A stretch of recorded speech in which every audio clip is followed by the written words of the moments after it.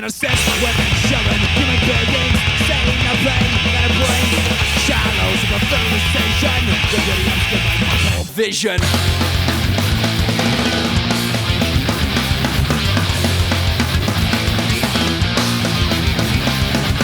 But this just in, bikini film and 10.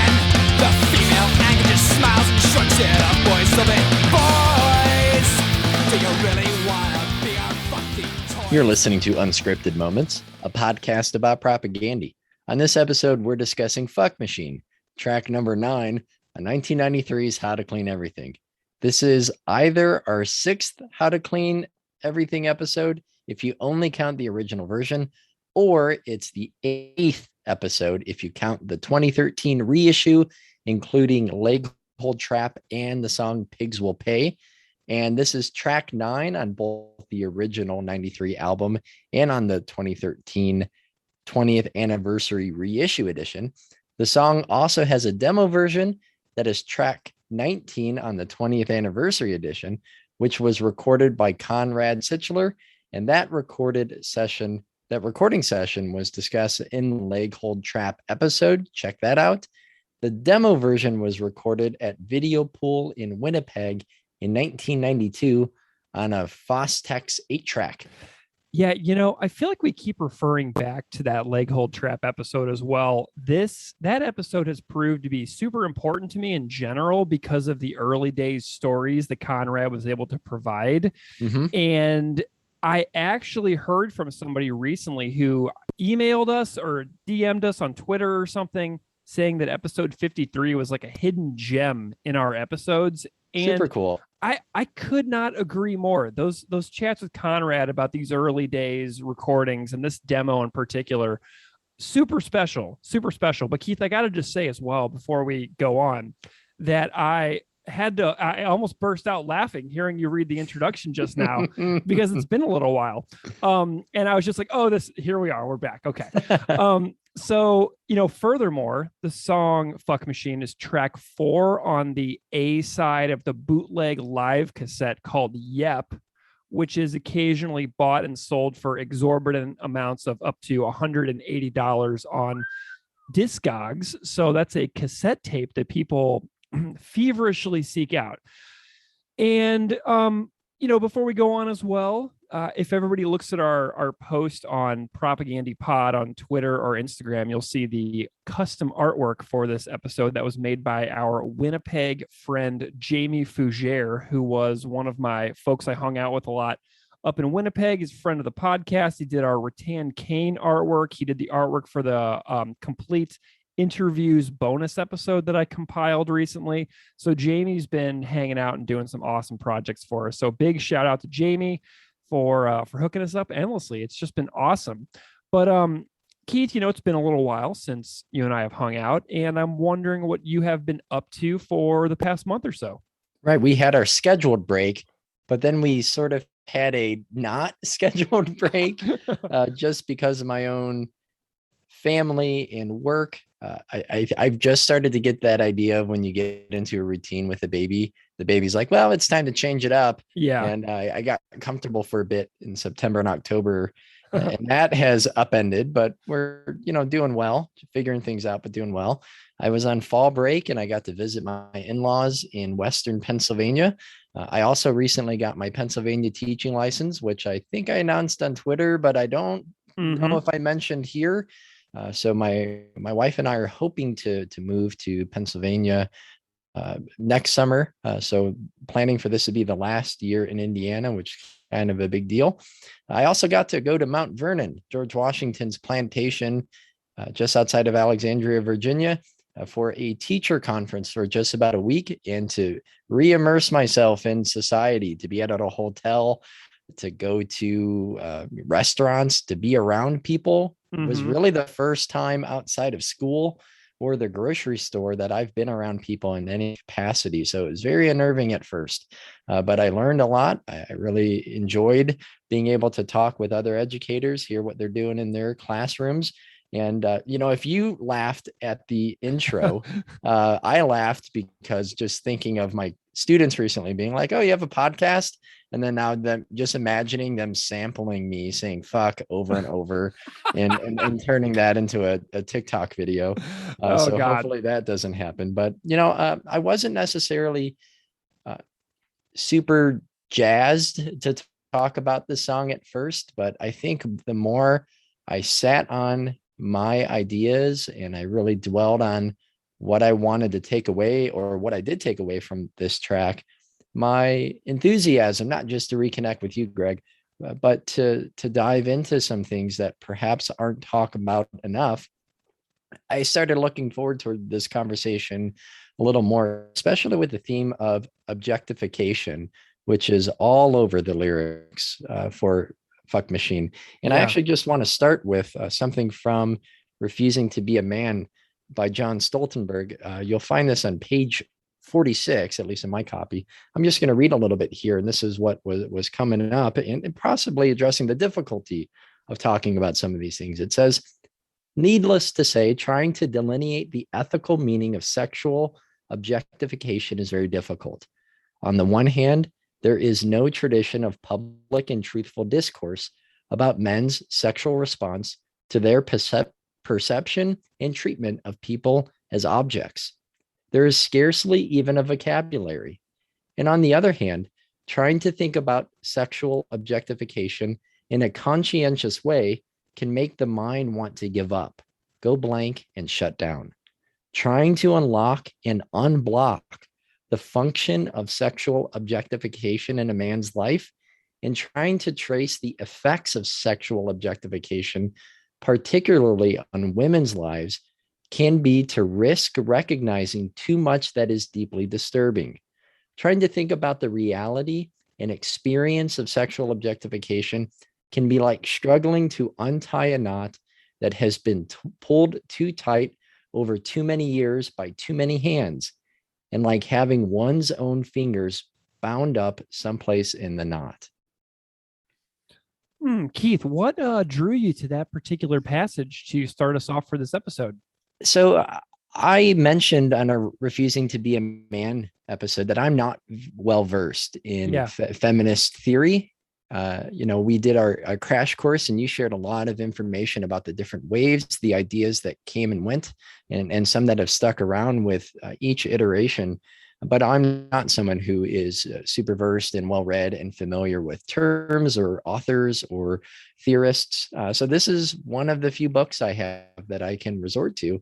And I, as you can see, Greg, am real big in doing like post-it notes and anything that stands out as I'm reading. I post-it note it. And I just went back to what I dog-eared today. I was looking through and what did I dog ear? What did I put a post-it note? And I read through every paragraph that I had some section marked and, to come back to. And that was one that really feels like relates to this song because it's not easy, because we are bound up in that. I am bound up in this, the system of patriarchy that allows for people to be seen as objects, particularly women to be seen as objects. So these conversations need to happen more, probably with more honesty. So I'm new to this, and it's very perhaps uncomfortable to talk about these things that I'm unfamiliar with on like the theoretical level. I'm familiar with it in the terms of my own life, but not in the terms of the impact on individuals or how to combat these things that we've internalized or familiarized ourselves or just normalized in a way that we just accept it as life as is. So I wanted to share that because I'm a little uneasy, and maybe some listeners are a little uneasy, but I hope we can get through the conversation and maybe pull that knot a little loose, at least just for ourselves. I think that's great. And I've got a conversation with a guest coming up where I tried to do that a whole heck of a lot and was challenged a lot in the conversation. But there's one more big piece of news, and that we have to acknowledge, obviously, that the Today's Empires, Tomorrow's Ashes reissue just happened, and that made this past week super special. So while you're over there thinking about like all of these really hard questions. I'm over here like, yeah, today's Empires is out. And, seeing those 3 propaganda shows a month ago in Winnipeg and now getting the remastered Empires is awesome, because it feels like we're in like kind of a special time and place for this band right now. And I feel even luckier that we're doing this project. And, just a couple of observations about Empires so far.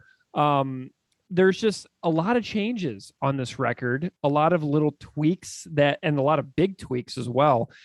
And I just want to remind everybody that we had Jason Livermore on the podcast a while back to talk about his work with Propaganda, where he does discuss what he did for the new reissue, which everybody can now listen to. And, some of the songs on the record that I feel that have benefited the most are the songs that are harder to love. Oh, interesting. Does that make sense? So yeah. Not the big hits that everyone lists as the go-to tracks. Bingo. So like when I listen to this new reissue, I find myself absolutely loving COINTELPRO, Natural Disasters, New Homes for Idle Hands in brand new ways. Like the songs that I would like sort of be okay with skipping over when I was like 20 years old, I'm now finding a lot of new things about those songs that, not the big ones like Empires or Motor League or Matseka or Purina, but it's the ones that are harder for me to love back in the day when this came out. And now I like love them a heck of a lot more. So that's kind of my big takeaway so far. People are like, I've been on social media a lot when that record came out last week, and people are like, what do you think? What do you think? And I'm like, oh my gosh, I love it, obviously. But my big takeaway so far is how much more I love songs like COINTELPRO and Natural Disasters because of this new version. Do you have any thoughts so far on that? No, I haven't listened to it yet. Nice. It's hardcore, everybody. That's probably the first step in replacing me as a co-host of this podcast. The second is for the people who finished the 8-hour bonus episode. Their name's going to be put into a hat and randomly drawn, and you're going to replace me so you can sit down with Greg every week or so to pound it out over these over these songs. But I've told myself I need to sit uninterrupted, sans baby crying to where I can just take it in. I don't want to do the dishes. I don't want to grade. I don't want to have to scroll Twitter. I want to be able to like sit down and somewhat meditate and just take it in. And I've not had that chance yet. So I really want the free time to enjoy it. Well, plus I actually like.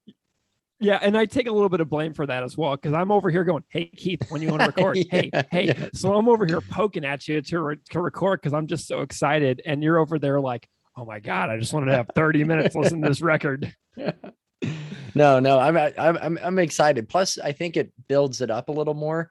I think sometimes if there's too much discourse about a movie or TV show, I tend to check out, and I'm like, I'm tired of hearing about it. But for this, the thoughts and the observations that people have had, I've still been following along with out of interest to see like, will I pick out those things when I finally sit down and give it a listen? So I don't know, maybe after this, maybe I'll make a little time before bed and give it a go. Right.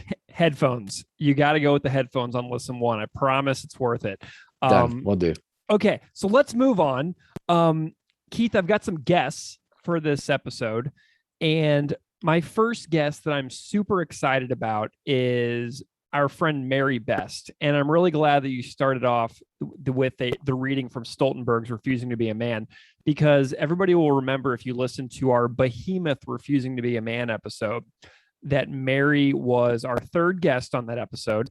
And I got so many amazing comments about Mary's participation on that episode, including from our guest, Zach Gehring, who was also on that episode.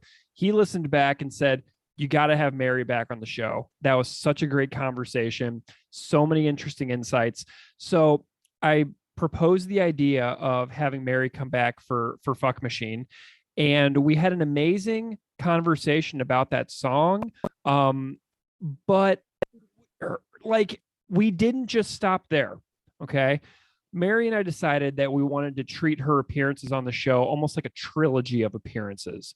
So Mary is on Refusing to Be a Man already. She is on Fuck Machine for this episode, and she will be back a couple episodes down the line for Ladies Night in Loserville. And we already recorded the Ladies Night in Loserville section for that episode.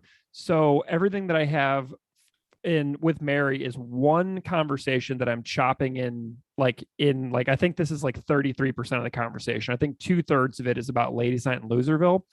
But we had an absolute blast hanging out for like 2.5 hours on a Friday night just around Halloween. So this is my conversation with Mary Best, return guest on the podcast, to talk about Fuck Machine. And this is part 1 of 2. And the other part will be Ladies Night in Loserville in a few weeks. So here's my conversation with Mary Best.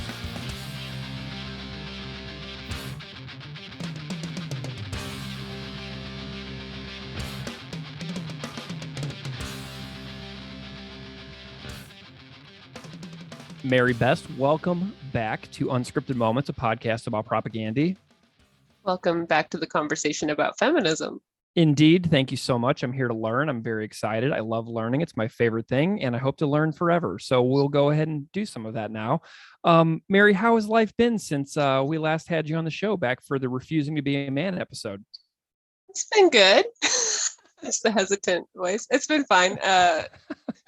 I've been busy. I'm back in school. I took a bunch of classes over the summer, and I don't know if I'll ever leave school. Much like you, I'll learn forever, but I just really wish I was spending less money doing it.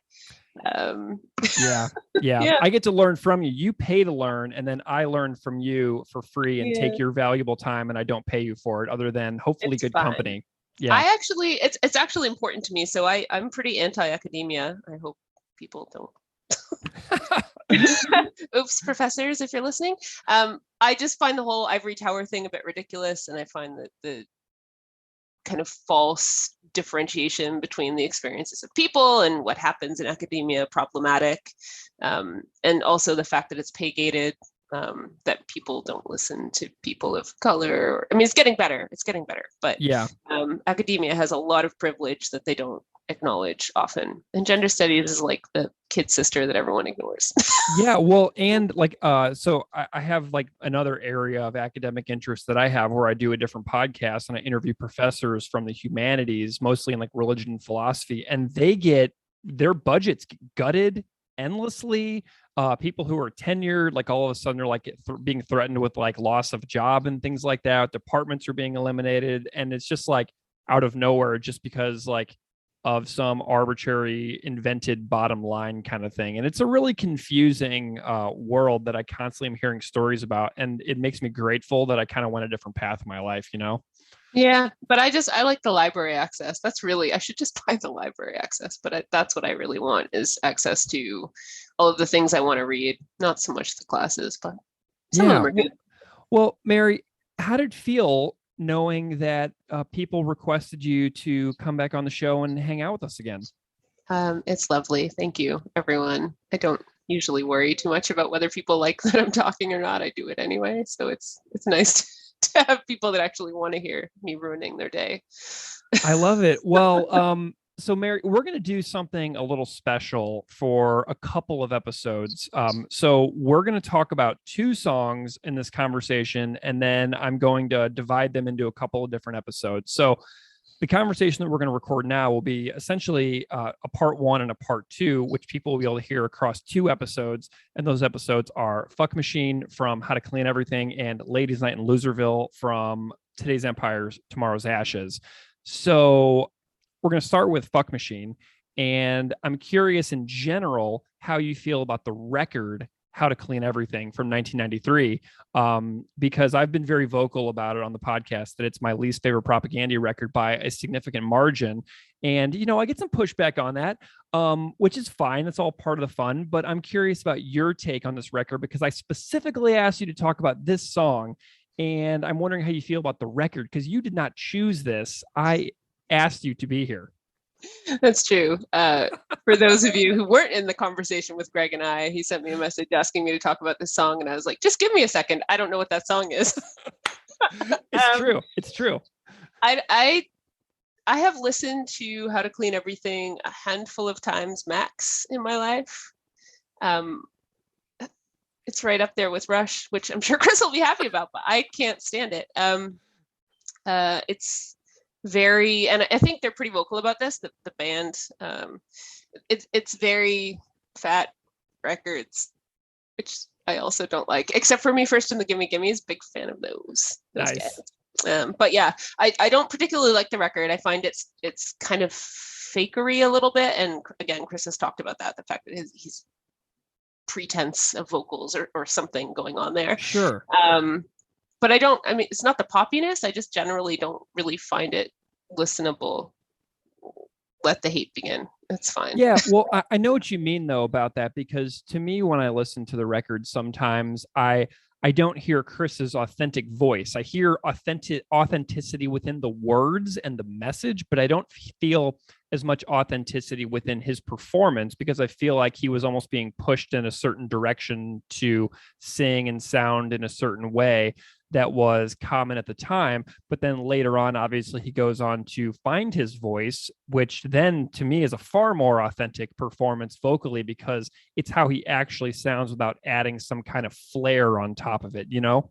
Yeah, and we were talking earlier, and I was like, it's like people who aren't from Alabama putting the twang on, and I just don't enjoy that. But I do like, I mean, I really don't like the record overall as a product, but I do like that you can kind of hear some of the things that come later for the band, some of the things that are great. So the cadence of the way that the lyrics sit on top of the music, and the fact that like sentences don't finish as sentences, and there's kind of highlights on specific words, that stuff carries through to today. And I think that it's interesting just to look back and see kind of the evolution of the band, and that like some of the things I really love about them now, including their politics, are, you know, carry through.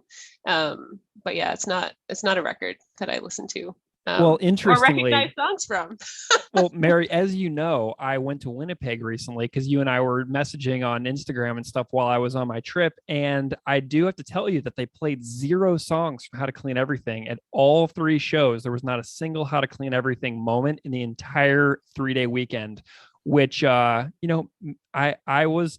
A lot of people would be really heartbroken about that, but I was into it the entire time. So it's just kind of a funny experience to host a podcast about propaganda and be totally fine with not a single song appearing in 3 shows in a row in their hometown. I was just thinking about that constantly. Like, I'm so okay with this. And I wonder how many people in the room are just like waiting for Anti-Manifesto the entire weekend. You know what I mean? And it just never arrived. And I was like, oh my gosh, this is so like gutsy. Yeah, and that playlist, I mean, I listened to your episode. I watched your episode. I did not watch anything. I listened to your episode, and I did, you know, check out the playlist that you were posting. And those playlists look amazing, and I wish I'd been there. But everyone thinks the East Coast is in Ontario. No one comes here. Hint, hint, hint. Gotcha. Well, so let's get into this song. Do you care if we just kind of like go through the lyrics a little bit and kind of break it down? Because there's a lot going on here, and I want to pick your brain as specifically as you are able to discuss it. And if that means we go through it sort of like in a line by line fashion, I'm definitely okay with that. So we've got these lyrics written, contextualized, like written like 92, 93. And you know, we talked a little bit about the eras of feminism on the Refusing to Be a Man episode. You and I went into that, and then Keith and I went into it in quite painstaking detail without... It's good. Thank you. It was really hard work for me to for me to do that. Like, it was really hard. I tried so hard. And I'm curious if you can sort of set the time and place of this song. So we're thinking 92, 93. And I'm wondering what was going on in that era of feminist thinking, just to kind of like tell us about that era of time that may have inspired Chris so much in this particular song before we get into the lyrics themselves. Yeah. So the late 80s, and maybe the first year or 2 of the 90s. I know I don't like the wave metaphor, for those of you who heard Less Talk, More Rock, or Refusing to Be a Man when I was on there. The wave metaphor is so problematic, and I hate using it, but unfortunately, it's what most people relate to in terms of contextualizing. So in the late 80s, early 90s, it was kind of the end of that second wave, which again, for those who didn't listen to that episode, was kind of the first real feminist movement. The original wave, what they call the first wave, was just the right to vote for suffragettes. It was mostly white women that got the vote in North America. But the second wave was really what we think of as feminism, kind of the kernel of that. So women's liberation in terms of primarily reproductive rights, so abortion, the right to access healthcare without asking your father or your husband for permission, which went on in North America. I'm not sure of the exact dates, but I mean, in my lifetime, women had to request permission to get medical procedures involving reproductive rights from the men in their lives. Which it's yeah, I know it's funny now, but I mean, it's literally only within the last 30 years. No, I'm laughing out of like despair, honestly. Yes. Well, that's what I mean. Like, it's something that we're like, really, that's insane. But it's 30 years ago, 30, maybe 40. So it was abortion rights. It was reproductive rights generally. It was the right to access to the political sphere. 1993 is the first prime minister in Canada who is a woman.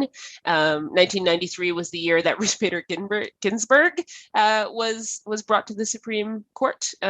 The second woman on the American Supreme Court, but the first self-declared feminist. Okay.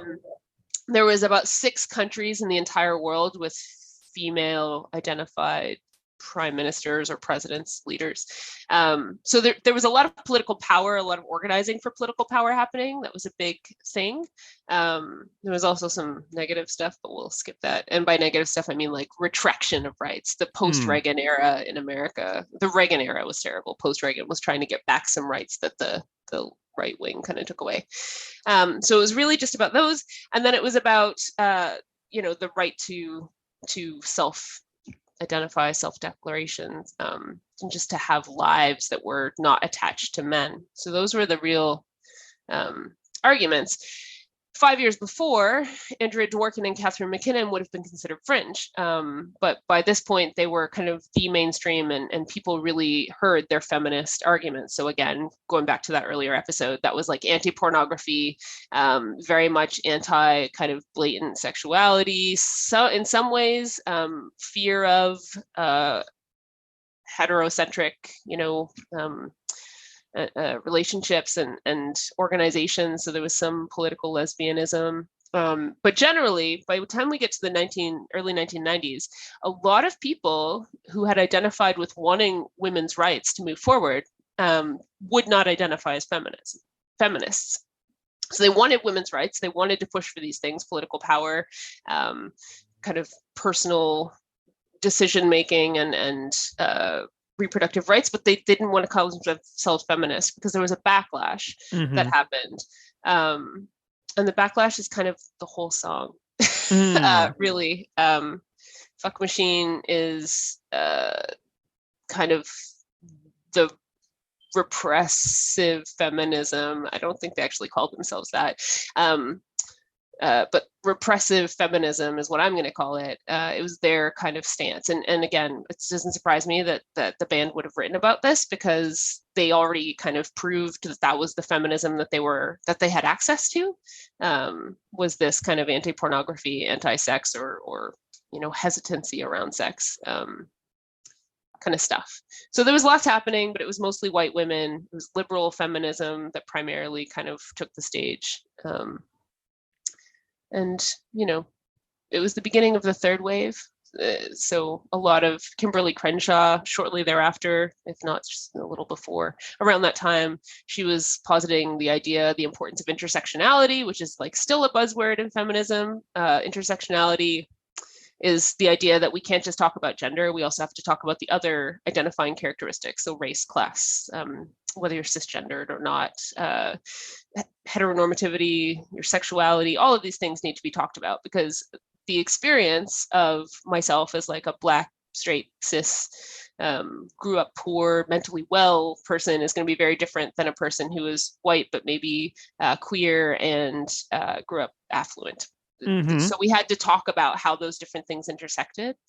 So that was becoming popular, but it wasn't part of the mainstream. We were still having this argument internally. And I think that's what Fuck Machine is. whether or not they intended that. The internal argument of feminists about whether or not people should be able to be free in their sexuality and should be kind of out there and promiscuous if they wanted to, and show skin if they wanted to, and make sexual decisions and decisions about their sexual health for themselves, or whether they should, stand back from that because the patriarchy would objectify them if they did something else. Yeah, this is a song that I really have a lot of mixed feelings about, because I almost feel like it almost like scared me into like shyness, because like it made me feel like I couldn't say things, and made me feel like nervous about, relationships in general, because I didn't want to come across as being disrespectful. So almost in a way, like if I read this and I was like listening to this song over and over and over when I was like 14 or 15, I almost think that this made me almost a worse communicator with like the women in my life. Does that make sense? Yeah, and Camille Paglia, who is not my favorite feminist, she's like the worst, not literally the worst. I don't mean to judge. But she actually says that because of the inability for people to like talk without worrying about, hurting people's feelings or stepping on toes, we no longer, and because of technology, she argues, because of social media and whatnot, we no longer actually know how to read each other's body language. So we don't know how to have conversations, because we're always worried so much about what other people will think about, or about what the social conversation is, about the overarching kind of social norms, and not about like the person in front of us and what they want, feel, need, are expressing. Yeah. Mm-hmm.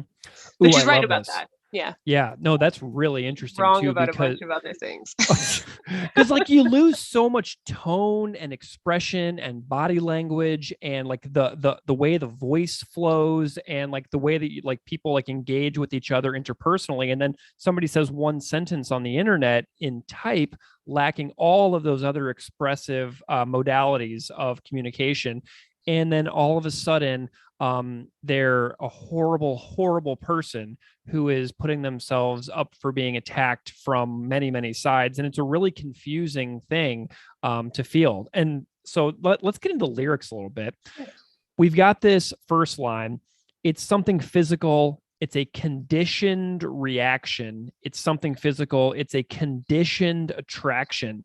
And I don't really understand about the conditioned part, because to me, if people have a sexuality in general, then it would feel much more natural than the very conditioned aspect that the opening line leads in with. And I'm wondering what your take on the use of like conditioned is in this opening line.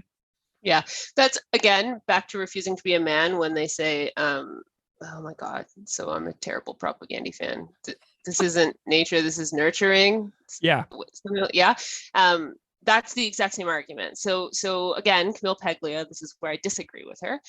She actually disagrees with the kind of generally accepted, and again, there's constantly back and forth kind of discourse about whether or not one thing or another is true, and about a certain tool versus another tool in the kind of struggle for women's liberation and gender liberation. But she says that people are naturally, that gender is natural, that gender is something that people just have happen to them. She argues a bunch of stuff about like hormones, and that hormones affect the body, which is true, obviously. I think, especially now, I've had so much experience with trans people, and as they're taking hormones, they are drastically, changing physically, emotionally, mentally, right? Puberty, we look at people going through puberty, we know that hormones impact people. Yeah. But she argues that that's kind of like the main thing. And she says that like, if you look around the world, there's worldwide gendered behaviors and gendered norms. And so how can that happen globally if it's conditioned, if it's something that we are taught to do by our culture? So two things about that. One, globally is kind of a sketchy thing right now, because we are so interconnected, even on a global scale, because of capitalism and because of, the shared pop culture and traveling. We're so much more connected than we've ever been. And so, of course, it's hard to say whether or not that's nature or nurture based on global situations now. But also, just because we all like built shelter around the world doesn't mean that we are like, naturally, that shelter is natural, and it's a choice. And how we build shelter and where we build shelter, those are choices, and how we interact with our environment. And I would argue that gender is very similar. Gender is not sexuality, to be clear. Sexuality is who you're attracted to. Gender is what you feel you are. So it's a bit of a different conversation, but I mean, people ask me all the time, we have conversations like, what's your gender and what's your pronouns? And I'm like, I say she, her, but only because I don't really care. Like, I don't think about it. I don't think of myself as Black and, Nova Scotian and I don't know, my grandmother's Ukrainian. Like, I don't think about myself in those terms. I think of myself as Mary, right? So like, I don't really have any issues with those labels until the world decides to put pressure on me, or I put pressure on the world. It's affect. I've said that before as well. I like affect theory, the idea we're affected by the world around us and the way that we live. So conditioning is the idea that society kind of creates gender because of the way that we interact with each other, the way that we're taught to interact with each other, the way that children are raised, the way that they see their parents and the adults in their lives living, and they mimic that.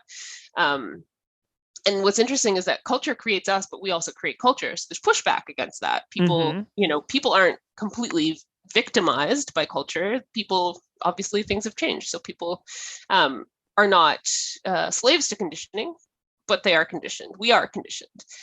So in terms of sexuality conditioning, you might be fairly clear that you're not cis, sorry, that's gender, that you're, queer in some way, that you're interested in the opposite sex, same sex, you're not sexual, whatever. You might be pretty clear on that, but how you're attracted to those people is conditioned. So if we look at, paintings, things that are, I say paintings because it's kind of the closest thing to TV or whatever that was popular. If you look at paintings from like the 1600s, the bodies that were being drawn and recorded are not the same bodies that we would want to highlight according to today's culture. Right.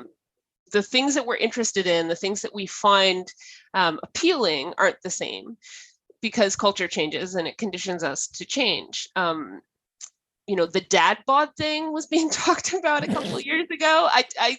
I'm so old that I was like born old, so I don't really get pop culture stuff sometimes, but the dad bod thing was a thing. So like, I'm willing to bet that a lot of guys think of themselves, in terms of like whether or not they're attractive based on whether or not they're muscular or they work out or they have some sort of like physical prowess. I don't know, but I'm not a dude. That said, a lot of women a couple of years ago were saying like, no, the dad bod thing is in, right?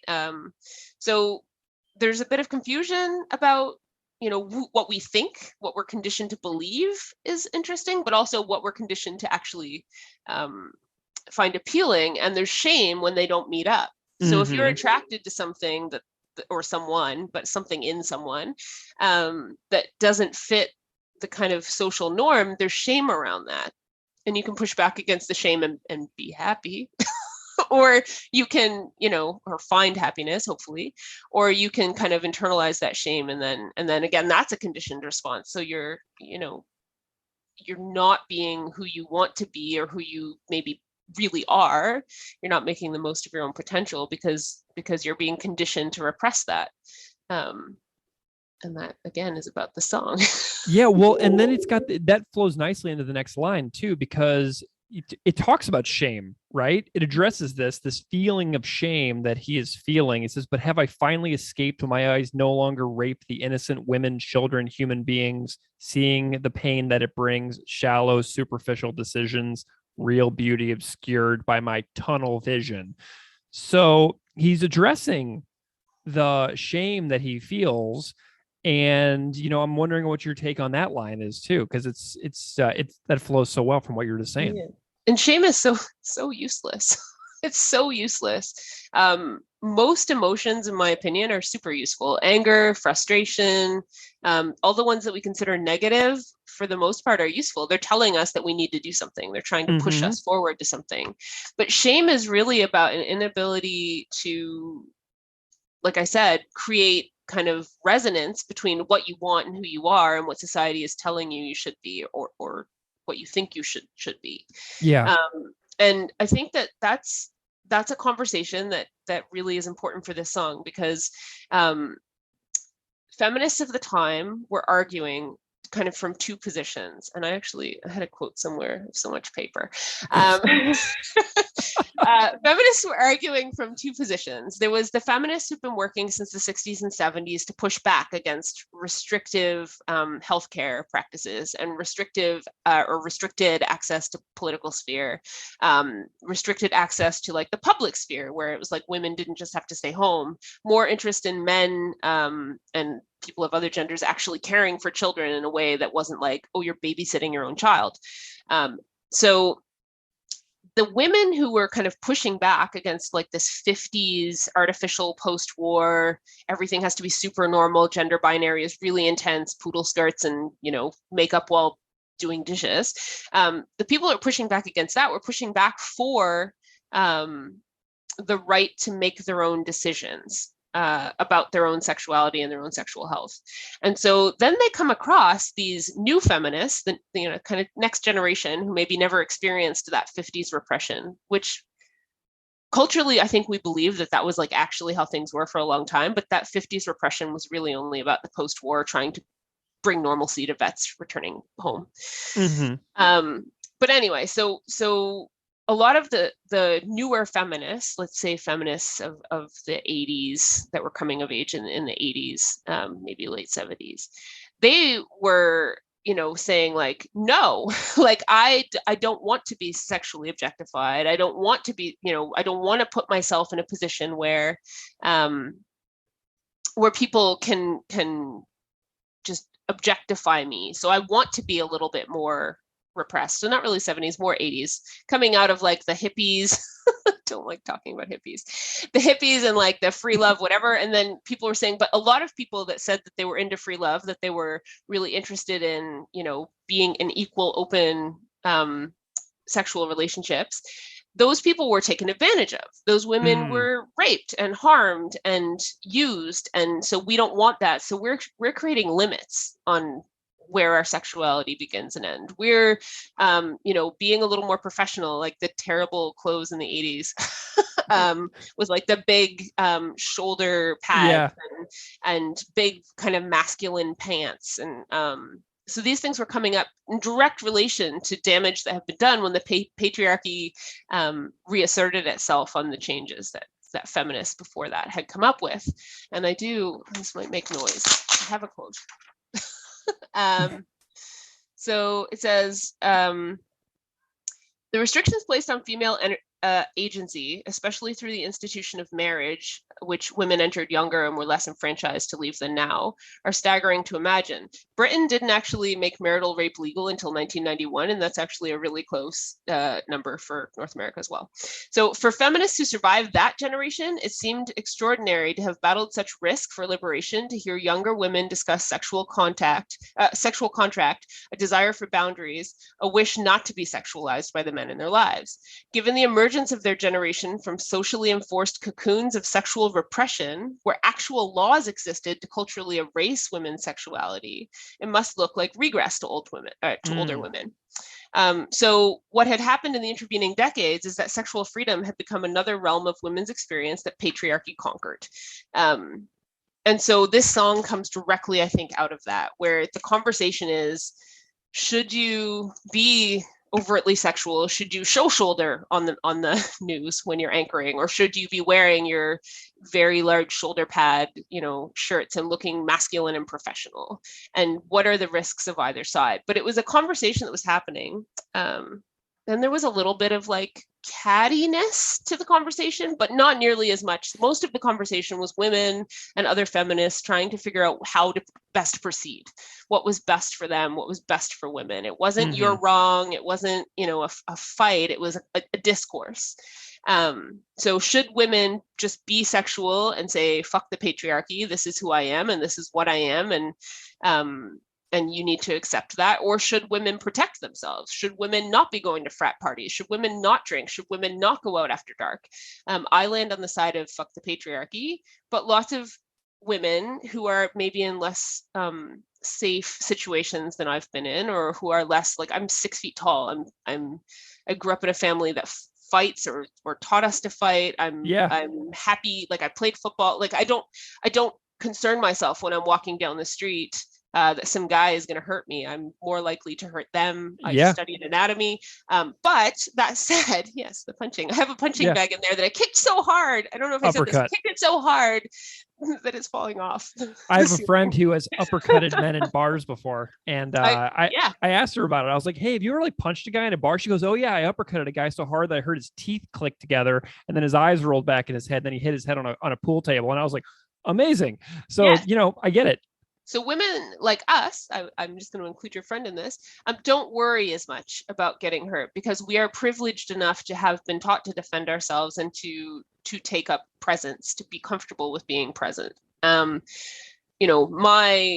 niece is a foot shorter than me, and she's never been taught to fight. She doesn't have, she's a dancer, so she's very strong, and I think that she could defend herself, but I could understand her being a little more afraid. So it's not my place to judge whether you want to be very physical and sexual, and whether you want to be out and kind of showing body parts and being fashionable in that way, or if you want to wear turtlenecks and blazers and, wear your keys or a whistle around your neck. Like, it's not my place to judge that, but that was the discourse. That was the conversation. And that conversation did become a little bit bitter. So there was a couple of people like Paglia who kind of said, like, fuck you guys, women and men are women and men. It is not conditioned. It is absolutely nature. It is our hormones. She argued, again, there's a lot, I disagree with her. She argued that men are inherently, because of their testosterone, hunters. They are aggressive and assertive, and they go out into the world. And she said, if the world was run by women, like feminists suggest, we would still be living in grass huts. I know. She's a feminist. She's a professor who teaches feminism currently. She also said that women, though, don't lack for aggression. It just shows up in a different place. And how it shows up, I forget the exact word she says, but basically she argued that it shows up in like super attached motherhood. So like, protecting one's young, creating those really close relationships with children, and being a little bit like envious or, protective of that relationship, even I assume in adults. So that was her argument. She said that not conditioned, this whole feminism thing is actually creating something called victim feminism, where all women are being conditioned to believe that they are weak and incapable, and to believe that the world owes them something, and that they have no responsibility for their own safety. So that was a conversation that was happening with, Catherine McKinnon was on actually the other side of that. And it was just back and forth. People were saying it. So that's the conditioned thing. Like, is there nature that makes us, inherently, like, am I inherently supposed to feel motherly about stuff? Is that is that real? I do have feelings that might be considered motherly, but I'm also like, I love my dog. That doesn't mean that I want like 17 kids and sole responsibility for them. I care about people, right? And likewise, I like to go into the woods, and I don't hunt because vegan, but but I hunt for mushrooms. I like to go and take care of my own business. Well, what's really interesting about like the next little bit here is that we have this like these like contrasting we have this anchor on the news, right? Where the anchor is like saying like the whole boys will be boys thing, and then sitting back and like going, gee golly shucks. But then in the next scene, exploding with the I'm not your fucking toy. And so there's this shift among the character that is presented within the song. And I'm just wondering about your thoughts on that part too, because we have this like acceptance and then this explosion. And I found this part to be really interesting. I think that there's a couple of things about that. Number one, like, I'm currently, no one can see me, but I have like red hair and I'm wearing lipstick. If you see me in 3 hours, I will be covered in like paint, and jogging pants will be on. My hair will still be red, but I think people have a desire to express themselves in the moment in whatever way that they want to express themselves. And I think that on television, I never did television, although I was on Much Music. Don't look that up. It was bad. But I've done radio and I've done other media, like band media related things. There is this really intense pressure from up above. Anyone who's in a band even will know this, with label pressure, to conform to a certain standard. And I think More Rock, How to Clean Everything, Chris in Catastrophic Break with Consensus Reality has talked about that pressure from like Fat Mike to do and to be, to sing a certain way. Yeah, exactly. So that pressure exists for everyone. I think it's just capitalism. Something's made money before, we want to use it to make money again.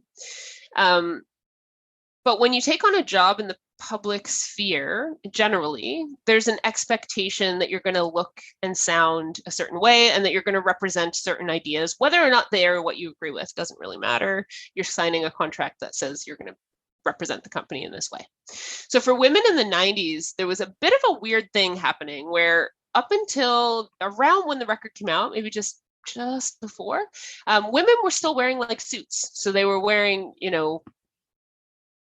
skirts or pants and like a blazer and a regular dress shirt.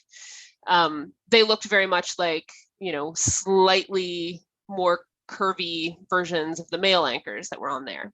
And then at some point, and I think it was Fox, but maybe I just want to blame Fox for things. So don't quote that. But at some point in that time, people started deciding that women could wear sleeveless shift dresses and in color. And the marketing teams decided that that would sell more commercials. Basically, it would make more viewership come about, because sex sells and bright colors are more interesting, more visually interesting. And it bought into like the power feminism that was coming about as a result of the reaction to victim feminism.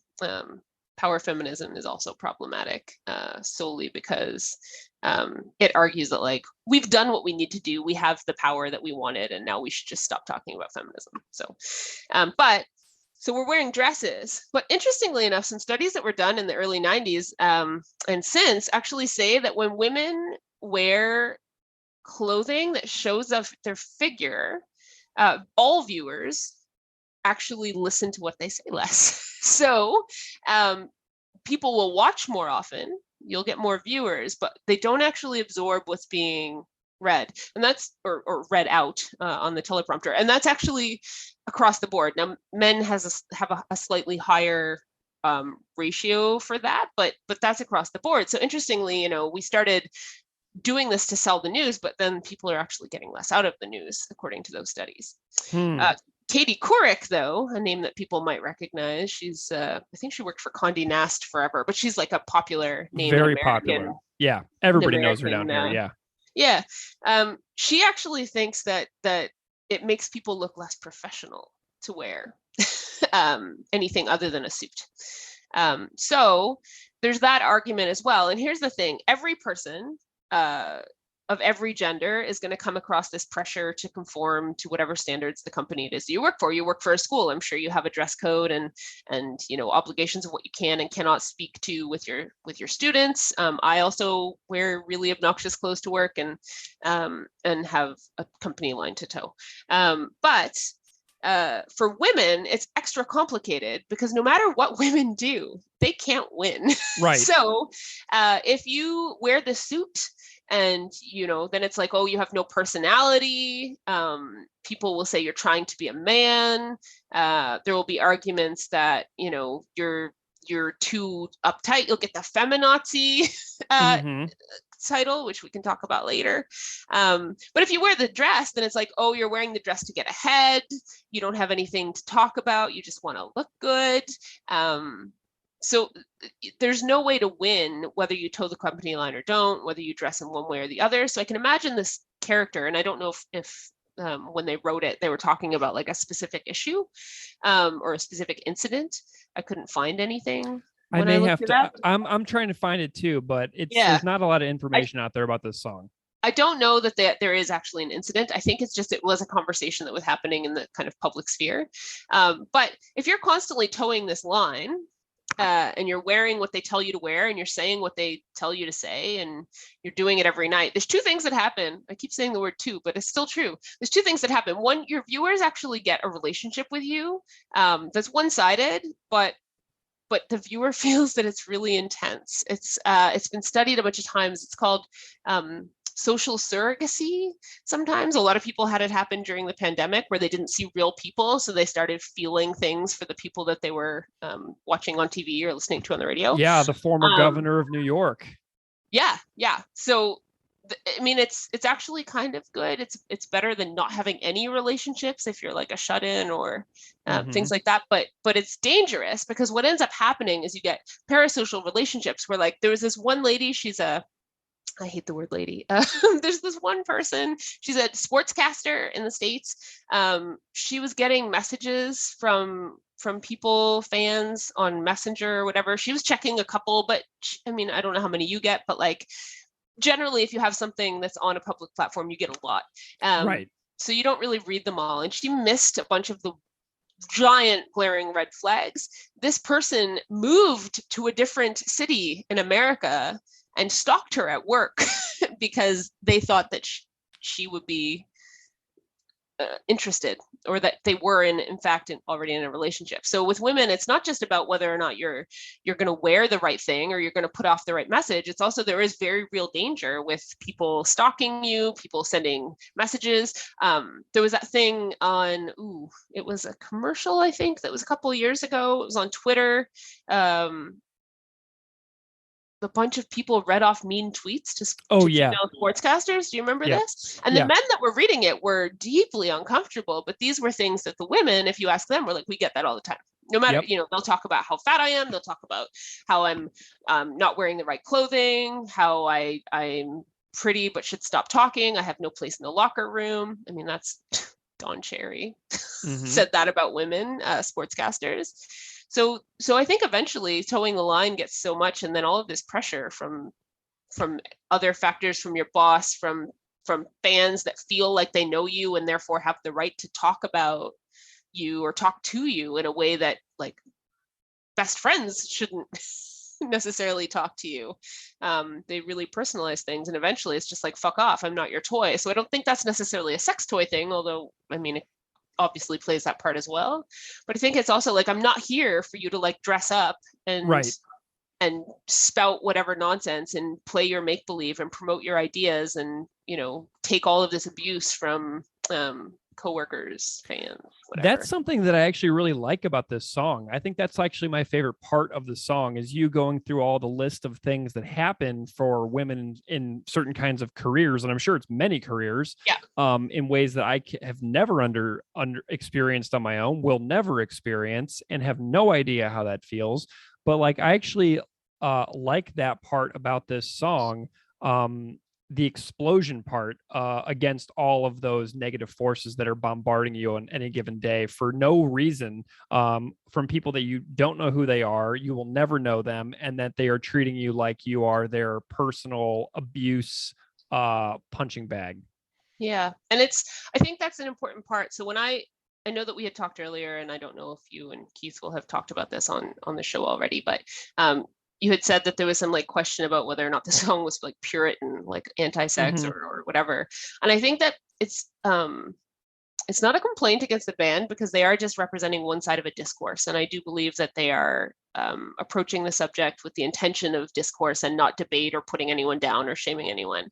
But it's easy to say, like, do you really want to be a fucking toy as a man? Because if this person is real, this news anchor who said, like, I'm not your fucking toy, like, I'm over this, they probably got fired. So now they're economically disadvantaged. They're probably not going to get hired by anyone else in the area. Certainly not if they're like on track to do like major network kind of stuff. And they probably have student loans for journalism school. Yeah, which is ridiculous. Interestingly, about journalism school, do you know that there's an entire section on what to wear for women when you go to journalism school? There's an entire section that you get to take. Insane. Yeah. So, I mean, it's one thing to say, like, stand up for yourself, assert your rights, be yourself. But it's another thing to do that against an entire system of media and public persona that's telling you not to be yourself. And the risk for that is not only potentially losing your job and, losing your career, having to switch. It's also potentially losing friends. It's potentially, having violence done to you when people think that they have these relationships with you and then you disappoint them. Yeah. It's dangerous. So I don't think the band was trying to do anything negative, but I do think that the song is the story of the song is incomplete in the sense that it seems like you said, like it's this release and everything's good now, but actually that person probably did really poorly. Well, right. And then we the end of the song, it does have Chris, a man, having a learning experience, right? He says, and though I long to embrace. So here we have in this line, Chris acknowledging that he is pro-sex, that sex is good, that he likes it. But he also talks about his priorities that he's going to take into relationships: humor, opinion, a sense of compassion, creativity, and a distaste for fashion, which is a nice little rhyme on the end there. But I love fashion. Yeah. So it's really funny because I am just the most, like, I don't know what the word is, a fashionable person. Like, I just lack it so hard in my core. So I think that line's really funny because it kind of resonates with me. But we have this person who says, okay, I'm pro-sex, but these are some other things that maybe I'm going to consider in my pantheon of interests whenever I'm pursuing a relationship. So I see it as like a 23-year-old guy having a learning experience and rethinking the ways that he sees relationships. So in that regard, it's a really positive thing, Yeah, and I do think it is positive. I think the only criticism that I really have of the song in this kind of area is that it is only part of the conversation. Sure. So there, and we're going to get into this when we do part 2. but we're almost there. I know it's actually really important to note that discourse and debate are two different things. Discourse is when you're having a conversation with the intention of actually learning something. So I might have an idea, I'm talking to you about it. You can completely disagree with my idea. You can think my idea is the most terrible thing that's ever come up. But if we're having discourse, then the goal is to get to a good place together. We're here for each other, to support each other, even though we're coming from different places. And I think we forget that discourse exists in modern society. I say a lot, like the tertium non datur thing, like there's no middle path, right? That's another propaganda song for those who don't know, but everyone listening knows. So that is a really important thing. There is more than two paths. There's more than right and wrong. There's more than two genders. There's more than two options when it comes to combating oppressions. So we forget that all the time. And discourse is really important because as I'm saying something, you might have a whole area of knowledge that I have no access to. So one of the big things for me with feminism and anti-oppression in general is I think adults are lost. I think I'm not even talking to adults about this stuff anymore. I'm talking to kids. Kids are the ones that are actually gonna, take this and move it forward. Yep. Youth. So I might say that, but I'm not a teacher. You are. So maybe we're talking about this idea I have to change children, and you might have some really important thing to add to that. Right. And we can, through discourse, you disagree with something that I thought was really good, but we make the whole system better. Debate is you trying to prove I'm wrong. It's not listening to what I'm saying. There's no empathy. There's no connection. There's no compassion. It's just saying that I'm wrong. It's trying to win. Yeah. And so in the 90s, when this conversation was happening around should we be hiding our sexuality or limiting it to people that we're close to, should we be blatant in our sexuality and really loud about it, that was discourse happening largely within feminist circles, and it was with the intention of finding new tools for the struggle. Deleuze, who I'm quite enamored with, he does the assemblage theory stuff, et Jean Simon, he says, there's no need for fear. What is the quote? There's no need for fear or worry. There's only looking for new tools, or something like that. I'm massacring the quote. But you don't have to despair. You don't have to worry. I know, again, Chris has said on the podcast that and in the songs, there's lyrics that say I'm probably never going to see a better world. There's no need for that. That's nonsense. The world is always going to be better. We're not getting to utopia. The word utopia literally means no place. It doesn't exist. What we're doing is getting better day by day. And we do that through discourse, not debate. So this song is actually a really important part of discourse. It's just, unfortunately, because it's such a tiny, short song, people don't get the whole background. So they don't see the discourse. They just see it as a final solution. And that's my only real complaint. I agree with everything that Chris says in the song. I don't know who wrote it. I didn't look. John and Chris, maybe Jord. But I think it's an important song, and I think it's a very important idea to get across, because it is about like whether or not women can exist freely and with open sexuality under the patriarchy without punishment or negative consequence. Yeah.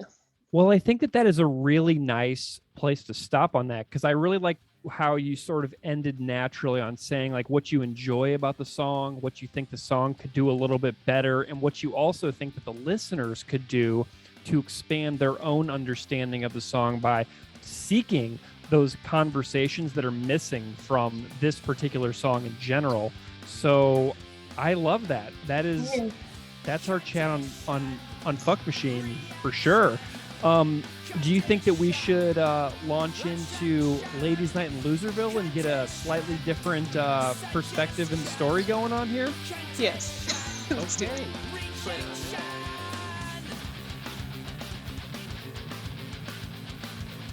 All right, so that was my part 1 chat with Mary Best. Thank you so much, Mary, for coming back on the podcast a second time. Your second appearance out of the impending 3, I guess. So I'm going to be really excited to bring part 2 of this conversation down the line a couple weeks when we switch gears and talk about Ladies' Night in Loserville. But Mary was guest 1, and that was fabulous. Yeah, right. And thank you, Mary, for your thoughts and contributions, but also for sharing with me some resources recently about meditation, just to help with stress and with sleeping. Just super grateful and thankful always to hear from the friends of the show who reach out and, show concern and offer their knowledge and expertise and resources. So Greg, who is the second guest? So our second guest is a fellow podcaster and podcast producer and member of the band Punchline. Chris Fafalios is here. Chris is in the band Punchline, which is a fantastic band. And he's also the producer of Greg.END, a podcast. And Greg.END, anybody out there listening, is the singer from Less Than Jake. And Greg.END does a song exploder style podcast, kind of like what we do, where he'll get somebody like Mark Hoppus and talk about like a massive like Blink-182 hit or something like that. So Chris Fafalios is the producer for that show. And so he does a lot of what we do here, and he's a massive Propaganda fan. So when I reached out, he was super excited to talk about Propaganda, the song Fuck Machine, working in podcasting. And so I'm really pumped that Chris is here. And so without further delay, please enjoy my conversation with Chris Fafalios from Punchline.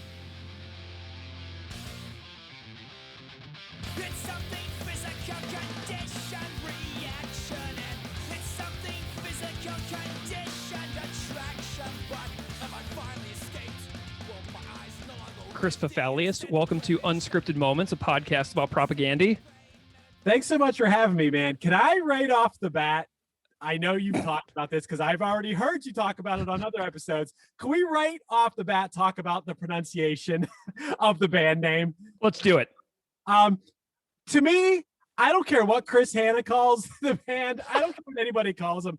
They will always be Propaganda. It's what I call them. It's what everybody I know calls them. I can't believe that Propaganda themselves call themselves Propaganda. It doesn't even make sense to me.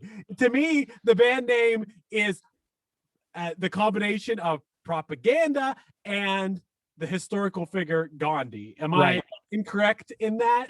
No, I think that almost everybody out there listening would agree with you entirely. Okay, cool. Just want to make sure that that's right. So Propaganda, you're pronouncing your own band's name wrong. I love it. Well, and what's really funny is like seeing the differences in the way that people pronounce it from around the world, because we've talked to people from multiple different countries now. So I've found that when people from the UK say it, they tend to say propagandy. And I think it's an accent style. And then whenever people in Canada say it, they're split 50-50 between Gandhi and Gandhi because of the country they're from. And almost universally within inside the United States, except for Brendan Kelly from the Lawrence Arms, it's been propagandy. So what's really funny is like I grew up saying propagandy as well because I grew up in St. Louis, and they were always propagandy to me and to everybody that I knew. And then when I started hearing them say it, Keith and I made the agreement that we'll say it the way the band says it on the podcast. Yeah. And hilariously, now when I say propagandy, it almost feels like I'm like forcing it because I've said it so many times as propagandy now that it just like is so bizarre to me. It's like I have this dichotomy in my brain of pulling me in multiple directions at the same time. Like my entire youth is saying propagandy, and then everything since doing this podcast is propagandy, and it's kind of a nightmare. You know what I mean?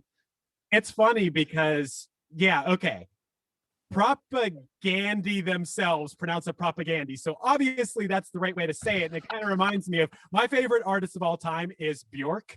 Yeah. But that's not how you pronounce her name. It's actually Björk, like an ERK. That's how you actually pronounce it. But that sounds weird to actually say that. It sounds like I don't know what I'm talking about. But so I actually say Bjork, even though that is incorrect. It's Björk. So it's the same sort of thing, man. It's funny. Oh my God. I love it. I just wanted to express that right off the bat. I love it because we've gone back and forth so many times with folks on the show. And then I always have to say it however you want. You say it, make sure it sounds natural coming out of your own mouth. And then what happens is guests will find themselves tripping over it in the middle of a conversation where one sentence they'll say propagandy, and then the next sentence they'll say propagandy. And then they'll like force themselves into a new lane, suddenly within the interview. And I notice it 100% of the time when it happens. And it's almost like a tick that I have at this moment. Be like, oh, you're forcing it into a different lane. Just stay in one lane. Always going to be propagandy to me. I love it, Chris. Well, I'm totally fine with that.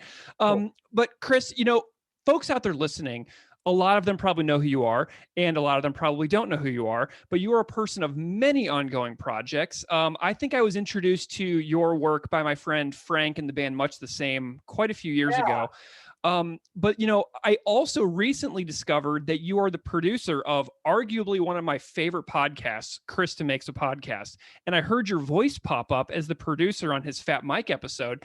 And I was like, oh my goodness, this is fantastic. And because I recognize your name from Punchline, I'm wondering if you can spend a moment and just kind of tell the audience out there, give us a rundown of what you're working on as we careen into 2021. Yeah, so I feel like I got my hands in a lot of different things. I like to keep myself interested, so I don't know if I spread myself too thin or whatever, but I do a lot of things. And one of those is, first of all, thanks for all the kind words about Krista Makes a Podcast. That's one of the things over this past year that we've really worked on hard and tried to make a very entertaining, insightful podcast. Krista Makes is the guitarist and one of the co-lead singers and founding members of the band Less Than Jake. And, we got to talking. He hired me. Animation is one of the things I do. He hired me for a project, got to talking about how to promote his songwriting. And I said, have you thought about doing a podcast? He's like, yeah, I've thought about it, but everyone does a podcast, which is kind of what everyone says. But can't you say that about anything in life, man? Can't you say everybody has a band? Everybody has a job. Everybody has a family. Couldn't you say that about everything? But it's more about finding that niche, just like you found your niche here, man. A very specific propaganda podcast, which is awesome. And with Chris, we said, well, why don't we do a songwriting podcast, but focus on one iconic song from an artist's back catalog. And Chris, having many, many connections, we're about 40 episodes in now, and we have had just an astounding group of guests, and we've done a lot of episodes in advance. I think we have up till July of 2020 already recorded at this point, which is awesome. And we have some jaw-dropping guests coming up. But like you mentioned, we just had Fat Mike this past week. We just had Mark McGrath. I don't know, just like a lot of crazy guests, but it's always fun to really deep dive on a song, which is what you do on this podcast, which I'm looking forward to. Awesome. And yeah, so we've been doing that and full steam ahead with that. If anyone hasn't checked it out, that's we take a lot of pride in what we do with that podcast. So yeah. Well, and many of our listeners actually have mentioned to me in like private messages, like, oh my gosh, I can't believe you guys talked about that Bill Stevenson episode. That was so good, because that, really just blew my mind. And then that sent me down the rabbit hole. Like, I loved your Matt Skiba episode. So many good things you all have going on over there. It's absolutely thrilling. What about your show? I know you have a show in the works, and I know that you probably have some music stuff going on. What's going on in those other projects you have? Yeah, I host a podcast that's produced by my good friend Matt Kelly called One Hit Thunder. We're about 50 episodes into that. It's where myself and a guest take a deep dive into a one-hit wonder and dig deeper into their catalog to decide if that artist brings the one-hit thunder, meaning, yeah, they deserve to have a hit song, their catalog runs deep, or if they are a one-hit blunder, meaning, yeah, they had that one hit, no need to go any deeper. But it's more of a fun conversation that leads to a lot of tangents, and it's a lot of fun. Check it out if you enjoy music.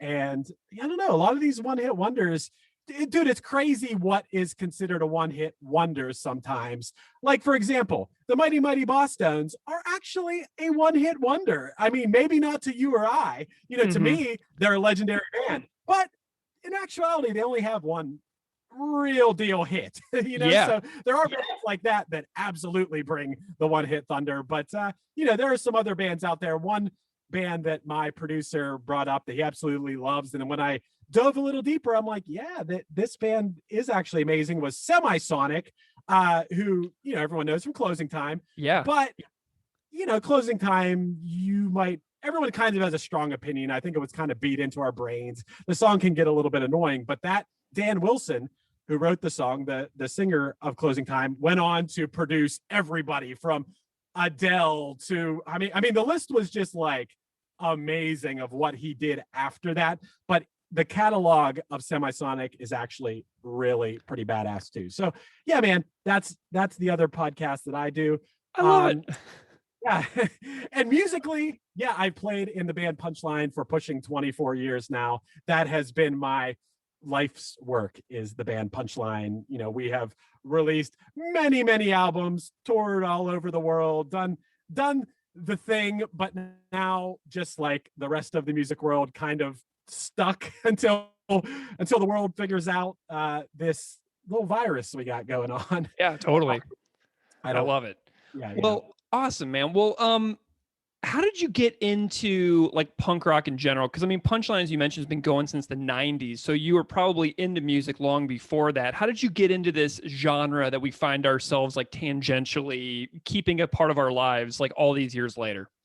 I think that this is probably something you hear a lot from people that may, well, first of all, when it comes to Propaganda, I'm sure that you've had a lot of people say that it was the first track on Fat Music for Fat People. Oh yeah. Pesto being on there. That's where I first heard them and fell in love with them. But it was around that time that I was first starting to dig into punk rock. Like that Fat Music for Fat People really opened my eyes the first time beyond Green Day. I guess it was Green Day Dookie. And that was kind of the album that opened my eyes to a world. As a young kid, I was an only child, didn't have an older brother who listened to punk rock or something to expose me to it. So I had to be exposed to it somehow.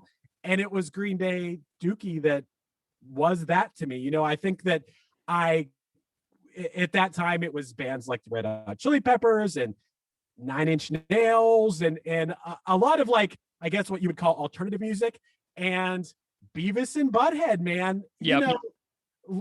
Say what you will about Beavis and Butthead, but what was really super cool is the music that show opened my eyes to. You know? Anthrax. Yeah, dude.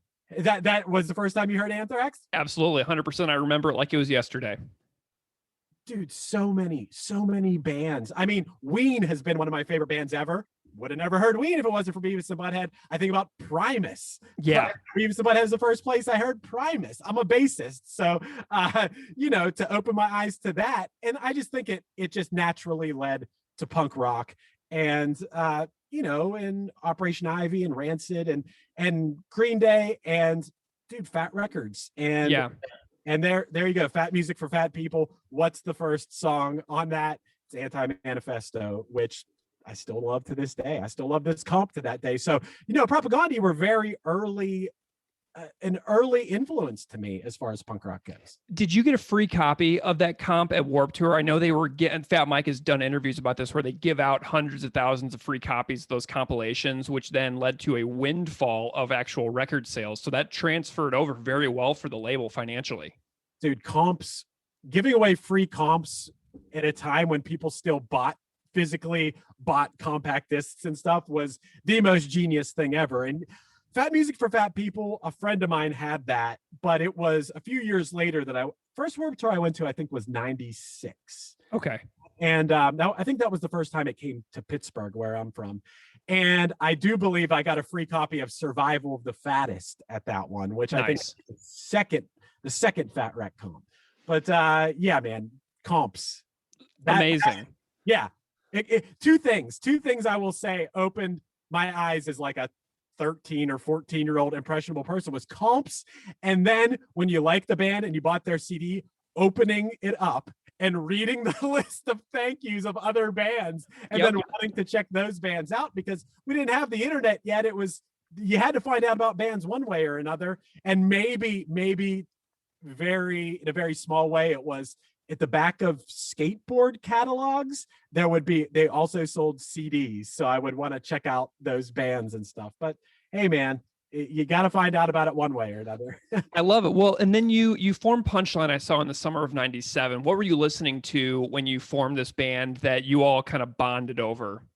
I think we really loved at that time, and it's funny now that I do this podcast and the label that we eventually signed to and stuff, but Less Than Jake, man, it was Less Than Jake, MXPX, those like Blink, Dude Ranch, Dude Ranch was huge.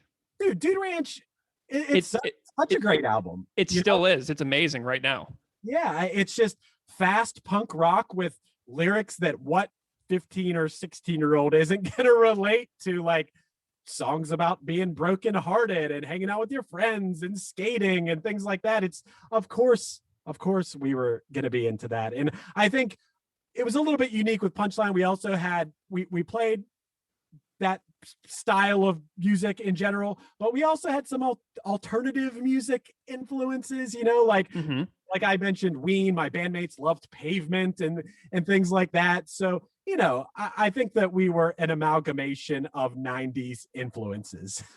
It's fantastic. Well, and so you mentioned how you found Propaganda. What is like the first record that you get? Did you get How to Clean Everything first? Did you start from the very beginning? Absolutely, man.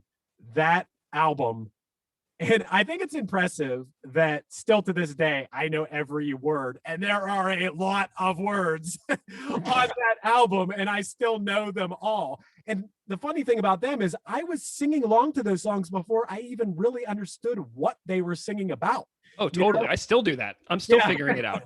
Right. And it's those first two Propaganda albums, man, that I know every word to. And it wasn't until years later that I could look back and be like, wow, these guys were ahead of the curve. They're like, it's like watching videos of Bernie Sanders in the 70s or something, being like, wow, that guy was ahead of his time in the way his progressive thinking. I feel like Propaganda were ahead of the curve as far as maybe not as far as punk rock in general. Punk rock has always been this progressive force. Well, at least the bands I like, but Propaganda being ahead of the curve as far as the skate punk melodic hardcore bands, where I've heard them make reference to this, that there were a lot of I don't know, meathead bro bands, Southern California bands that just didn't give a fuck about the politics part of it. But Yeah. Propaganda were so forward thinking in that.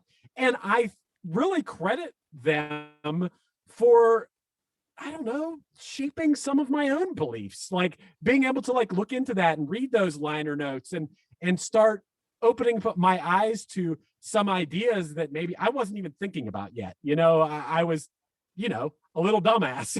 Yeah.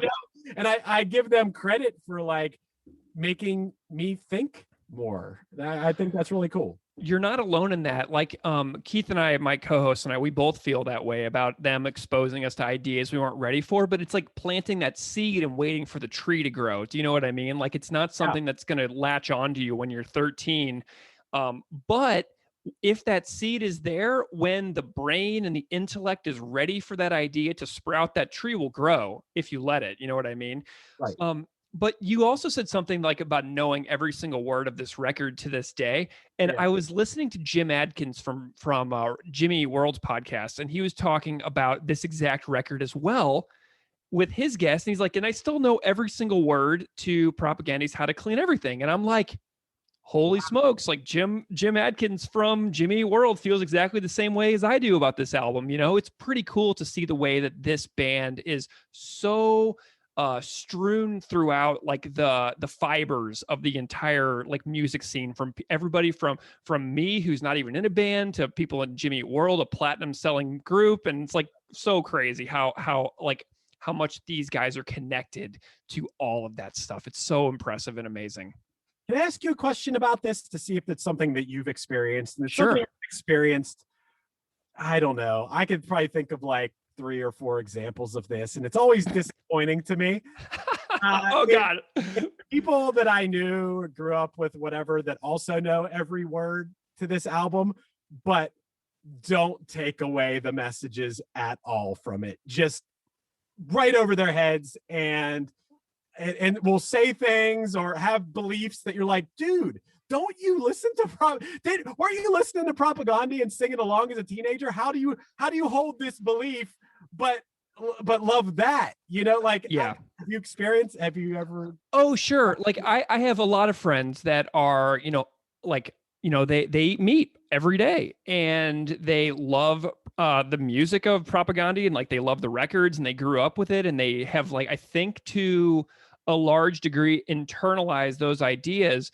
But I've had conversations with people to where suddenly something will happen, and then the information is already in there. It's just putting the actions into practice, or choosing that they're going to move forward without putting those into practice, but still knowing the information. So it's kind of like, and another example on the other end is like thinking about like somebody like Paul Ryan, who used to be in Congress, saying that he loves Rage Against the Machine. Yeah, dude, it makes.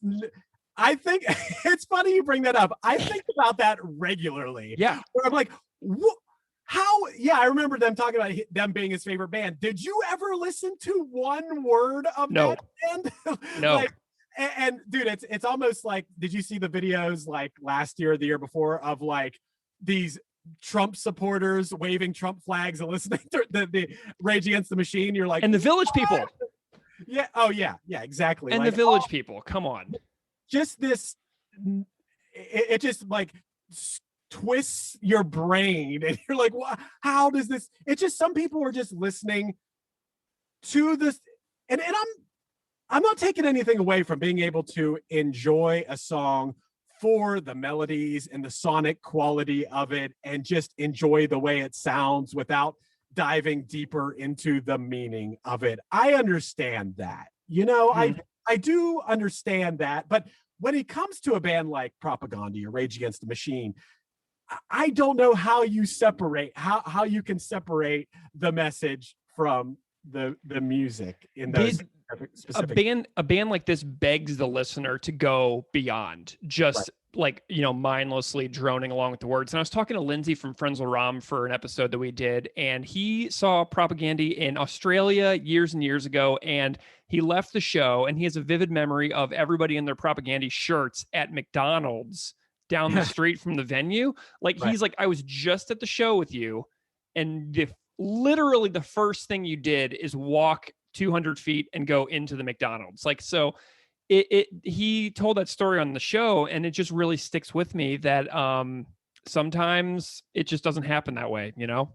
There are some of the themes and ideas in Propaganda's music that are, I think, a little easier to digest and execute. So I'm saying, like, as far as, you know, treating everyone with respect and equal rights for,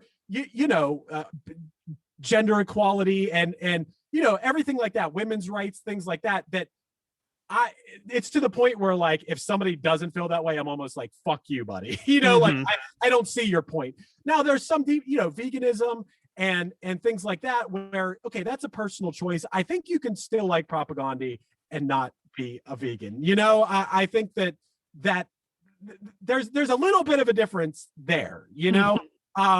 You know, I'm kind of in the middle. I'm saying this as a pescatarian. Yeah. I'm kind of in the middle. I still eat fish, but I get the I agree with veganism. You know, like I'm just not there yet. I think it's but that aside, I love the things that Propaganda stands for. Absolutely. I totally agree. And, you know, everybody's a work in progress. And I think that if you're a fan of Propaganda, you're constantly thinking about ways that you can do better within the next year of your life. Do you know what I mean?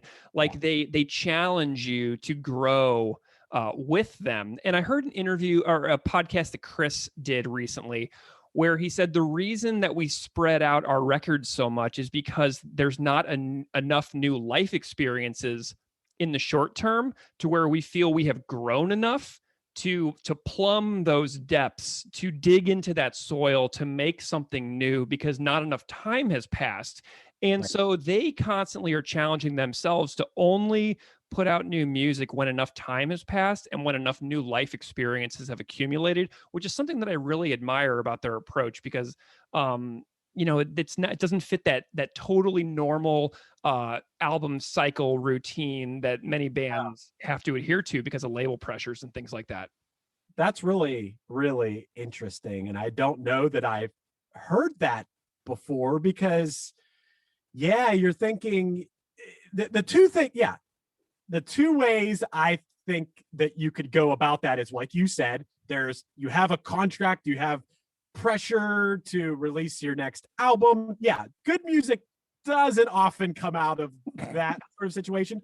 But the other one I think of is creative yearning. Like, I need to create. That's what I do. That's what keeps me going. Yeah. And, you know, that's kind of how I like to think that that's how I approach songwriting and creation is when you have that hunger to create, and that's what you feast on. Now, this sounds like a whole third thing. This is like when you waiting till you absolutely have something to say and have a commentary on society, I guess, is the way to put it. And that's really interesting, but it makes sense coming from the type of band that Propaganda is. Well, and something interesting as well is, like, I'm thinking about a person like John Darnielle from the Mountain Goats now, because John Darnielle puts out music so prolifically and so quickly in a comparison to a band like Propaganda, who's like every 5 years.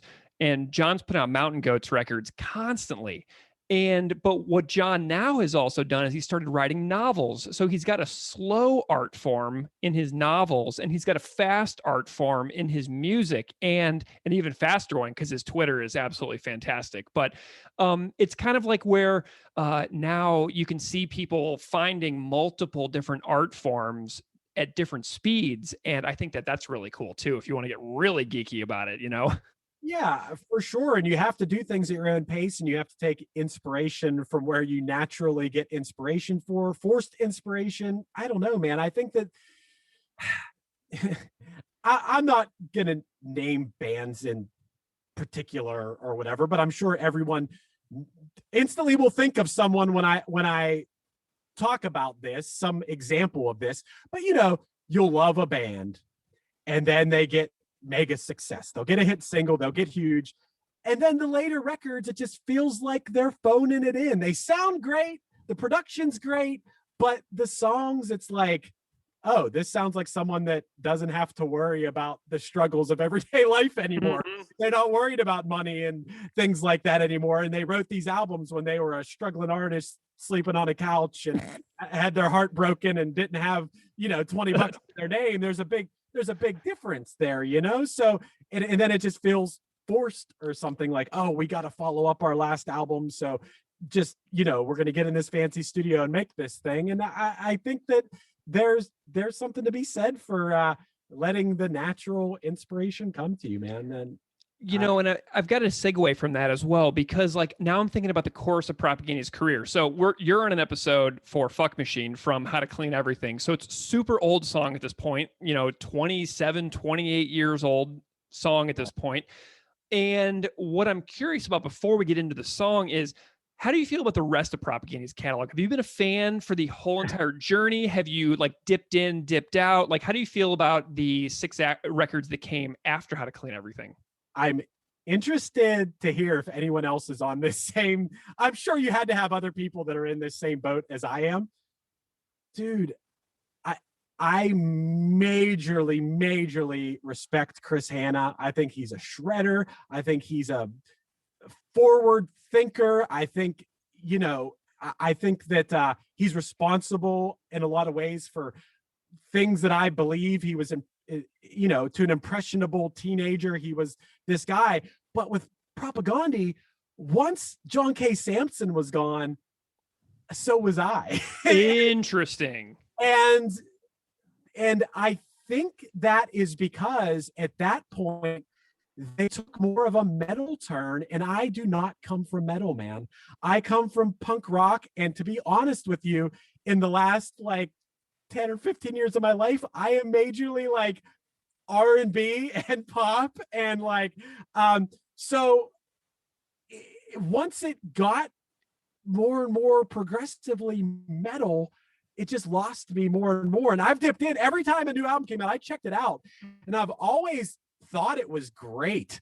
Always thought like, wow, this is original, this is unique, this is cool. But I don't come from a metal background, and it lost me when it lost the back and forth of Chris and John. And I'm sorry if anyone's like, oh, fuck this guy now. But like, has anyone else been on that? Have you had anyone else say that? Many comments. We've gotten many comments along the same lines that, How to Clean Everything and Less Talk More Rock are hands down people's favorites, and nothing will ever change that. So you are definitely not alone by any stretch of the imagination.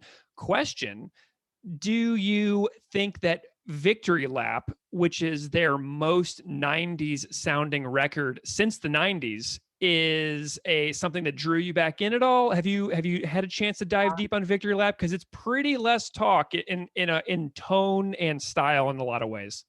Yeah, but it's still a little more metal than what I normally listen to. Mm-hmm. But I think it's great. I think it's awesome. I remember when it first came out, listening to it, and dude, I wanted to love it. But it's just, and it's not that it's not great. It's just not my style. Yeah. And I think that bringing it back to like the albums with John on them was one of the things that I really loved, was the back and forth of the trading of the vocals. And it always seemed to me like Chris was the angry punk rock guy, and that John was the sensitive, whatever you want to call him, guy. And that back and forth, such different voices and different, it seemed like they were coming from different places. And that combo to me was just like magic. So, and I love the Weaker Thans, man. Okay, that was gonna be my question. Like, did you go off on a Weaker Thans journey when John went that direction? How did you feel about that trajectory? Yeah, at that point, and being as a guy who's in a band that's had some member changes, it is annoying as fuck when people will be like, I liked you better when you had so-and-so in the band. And like, fuck you, they quit, or whatever the situation was. And it's just, so I don't want to be that way with Propaganda. And I think that as time has gone on, as like obviously, I think that Chris has become more and more of like a musically proficient ripper. I mean, he was a ripper from the start, but and just grown as a songwriter and musician. And yeah, those songs, they're not the basic structure. Yeah, recently you brought up that Fat Mike episode, but he talked about how like that NoFX songs rarely have choruses, and they're just more like a lot of times stream of consciousness or like a story. It tells us, and of course that's what Propaganda is. That Victory Lap album, does a thing ever repeat on it? Is there ever a repetition of a line on the whole thing? That's a really great question. I don't know that there is. Failed Imagineer has a bookend where the opening is where it has the sit down with me, let's have a drink, and they have that twice. But it's off the top of my head, like it's rare. Like when it happens, it's extremely rare. Which I think I would have to go back and listen to it. These first two Propaganda albums I'm talking about, they don't really do that either. I think there's like callbacks to melodies and things like that, but a lot of times it'll change, you know, like the lyrics will change, even if it's like the same chords in the chorus. Yeah, like they from the start, they've kind of been like that, but I think more so as time went on. But yeah, I'm not trying to be shitty about this at all either. No, not at all. You're not coming off that way either. I think it's great. That's why we're here. You know, we're telling stories as fans of this incredible band, and everybody's story is different, which we fully embrace and welcome here on this show. Do you have, so you've been in a band a long time, you've been on the road a long time, you've been a fan of music a long time, seeing music a long time. Do you have any specific stories of either seeing Propaganda live, maybe being on bills with them at all, maybe meeting them at all, like anything involving like a live performance setting in your life? Never played with them, never met them. Okay. And honestly, they didn't really come through Pittsburgh very often. And I think, now you're the expert here. Do a lot of touring. I mean, I felt like especially when I was younger and going to multiple shows per week, it's not like Propaganda was coming through Pittsburgh a lot or something. No. I've only seen them once. And that was, I forget what even year it was. It was in the past, I don't know, 7 or 8 years, but it was at a place called Altar Bar in Pittsburgh, which has since closed down. And they were great, but it was the entire set was all I think it was 95% post Less Talk More Rock. So it was like, I enjoyed watching it, didn't know the songs that well, you know, it wasn't that way, you know. Do you remember who opened on that bill? Did you see the openers? Was it? Could it have been? Did they tour with Lagwagon? Or no? Am I thinking of a different tour? No, I don't know. I don't think that sounds familiar. I'm thinking of like Reviver, War on Women. There might have been some Heart Sound shows in there. Maybe some Bad Cop, Bad Cop. I'm just throwing out some examples that I can think of off the top of my head. We may have to look that one up. Could it have been the Flatliners? Could it have been the Flatliners? I can't remember. And around that it might have been that same week then that I also saw Lagwagon at that same club, so maybe that's why I'm getting them confused or something. But yeah, I can't remember. Entirely possible. Interesting. Okay, well, Chris, when I reached out to you to come on the show, I always have my guests choose a song that they want to talk about. And since you and Chris DeMakes do this fantastic song by song show that you guys do, you're a seasoned pro at this, and you picked Fuck Machine from How to Clean Everything, which I was delighted by. But before we dive into the song, can you tell me why you chose this song in particular? You've already made your allegiance and your thoughts on How to Clean Everything pretty clear about the importance of this record in your life. So what is it about this particular song from the list that I sent you that really jumped out? Well, first of all, I will preface it by saying this. You sent me a list, and some of the songs on this album were already done. So I think if I would have had, like, if you would have sent me the whole album, Showdown, what might have been my first one, just because that is like the definition of what I was talking about, the difference between John and Chris. But Fuck Machine, I chose this one because I think this is the first song that I ever heard. And once again, it's one of those things where I didn't even know what I was listening to at first, but it's the first song that tackled the issue of the sexualization or the over sexualization of women on TV and things like that, and really took a look at that. And I think that when I was listening to this, I'm thinking it as like a teenager, and the first thing that pops into my mind is like years later, like watching like an American Pie movie or something and being like, oh, this is the definition of this. This is the definition of like the shittiness that is being sung about years prior in this song that I loved. You know, I just didn't have my eyes open enough to it at the time to realize things like that.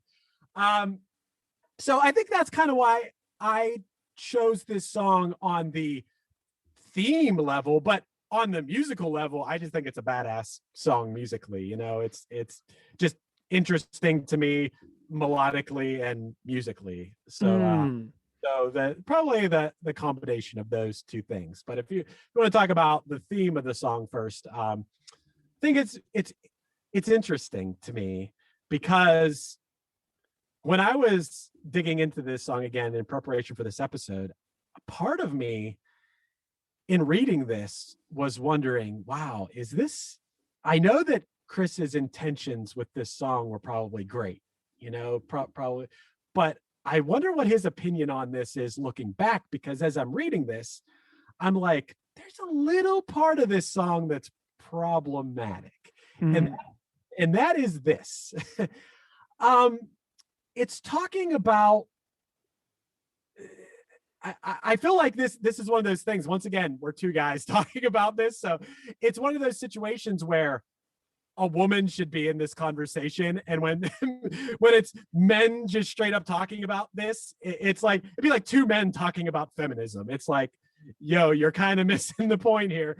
And that's kind of how I felt about this. Whereas the character in this song, you know, he's talking about, is this what you really want to fucking be? Do you want to be this fucking toy for men? But where it got a little bit problematic for me and diving into it now is, okay, if a woman felt the need that she had to be sexual because that's the only way she was going to succeed, that's where I see the theme of this song being, yeah, I agree with that or whatever. But where I see it being a little bit problematic, and I would love to hear what Chris's thoughts on this, where I'm sure that he would be light years ahead of me in talking on this subject, would be the situations where it's a woman being like, fuck it, I don't care, I feel empowered by being this person. I'm the one making this decision to be this sexual person, whether it's on television or in a movie or whatever the situation is. That there's two different situations here, you know what I mean? So like, to just all encompassingly say, is this what you really want to fucking be? You just want to be a fuck machine? Well, maybe some woman would be like, fuck you, buddy. I'll use my body and whatever I want to do whatever I want to be. It would be like the same kind of conversation when it comes to sex work. You know, it's like, yeah, it's terrible if a woman is forced into that situation, you know, or feels like that's the only option, is doing that to feed her family, and you know, one way or another, that's what she had to do. But it's different when a woman's like, hey, I can do whatever the fuck I want, you know? So that's where I saw the little bit of problem in this song. But I looked into it deeper, and I'm like, okay, well, I'm going to try to see if I can find anything about what Chris Hanna says about this. And so I started Googling, and I couldn't really find anything there. But what I did find were a few videos of them playing this song from 1994 on YouTube. I actually made a note of what he said here. When he said this, I was like, okay, maybe I'm a little bit off on what I think this song is about. He says at the beginning of this show, it's from San Diego in June of '94. And before they play it, Chris says, and it's funny too, because they look so young. And was it the Outside Show? Yeah. During the daytime. Yeah. And he says, this is a song about figuring out for yourself the difference between sexuality and sexism. Because I imagine that most of us here were brought up to think that people should be treated differently based on their gender or the way they look. And that's just a bunch of shit. and it's a hard thing to get away from, but we should all probably try, is what he said before they started playing the song, and they ripped it up. It was awesome. Interesting. Well, and what's so interesting about that as well is on the Today's Empire, Tomorrow's Ashes LP, there's this song that everybody will know called Ladies Night in Loserville, which is, don't lay your repress shit on me. You know what I mean? So it's like saying like, I am going to do exactly what it is that I want to do. And, no needle dick is going to silence me. I absolutely love that song because it's sort of like an extension of Fuck Machine in a way. 8 or 9 years later on the 2 records away from this one. So it's kind of cool that they re-examined this throughout the years. And now I'm thinking about like, I wonder if I can find somebody else as well to talk about this song and have a 2 interview episode. I'm thinking I'm brainstorming wildly right now. I love it. Oh my gosh. I mean, what do you think about what I was saying at first there? I think maybe okay. First of all, let me preface it by saying this. For these dudes to even be writing stuff about this all the way back then, they were, once again, like I said, ahead of the curve and influential to me. And I think that, like, if I think about some of the stuff that I was writing on my first album, like, oh my God, that's horrendous. And it wasn't meaningful or whatever. This was a thoughtful, meaningful album. They've always been that way, but I just wonder how they would re-examine this song at this part. And maybe I'm misinterpreting it.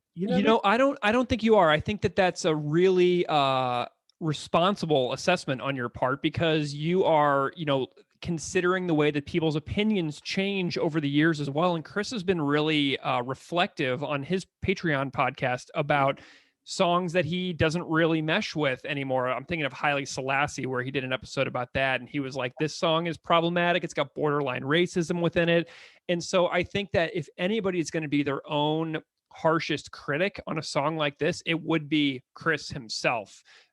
He has shown himself to be extremely open to growth and reassessment of one's own ideas. And, he often talks about being a late 40s person, as a parent and as a partner now, looking back on his teenage musical output, which is preserved for all time in recorded music on streaming platforms all over the world. And, I think that it's likely that he would have a lot of nodding along with everything that you just said, Yeah, I think that him, more than 99% of people, can look back on his back catalog and be proud of the fact that he was speaking up on so many issues that nobody was. I mean, Propaganda were also the first band to just openly sing about like homosexual experiences and things like that. I love that line on I Refuse to Be a Man, about with your hands down my pants by transitive property. Yeah. That is the most genius line. Just thinking about like the football jocks who are maybe using the terrible slang for whatever for people, but then singing along to the Propaganda songs and not even realize what they're doing. I think that was so, I don't know, just so clever and insightful and everything. So there's so many things that they were the first band that I heard openly singing about these sort of things. And looking at a song like this, I'm looking at, maybe I don't completely understand the intentions behind this one. Well, I love the line where it talks about the boys will be boys line. I think that is so essential. That's the line. Yeah, I think it's so essential because so many times throughout my own life, growing up as a teenager in the Midwest, in the suburbs, in a 99% white suburb, in a fairly high tax bracket, going to a school where I was like, had friends and I was like on the swim team and stuff like that. And, so many people would like drink and drive and go out and do like cause mayhem on the weekends. And the whole boys will be boys line jumps out at me off the screen here, because I think about all the horrible things that I witnessed as a teenager.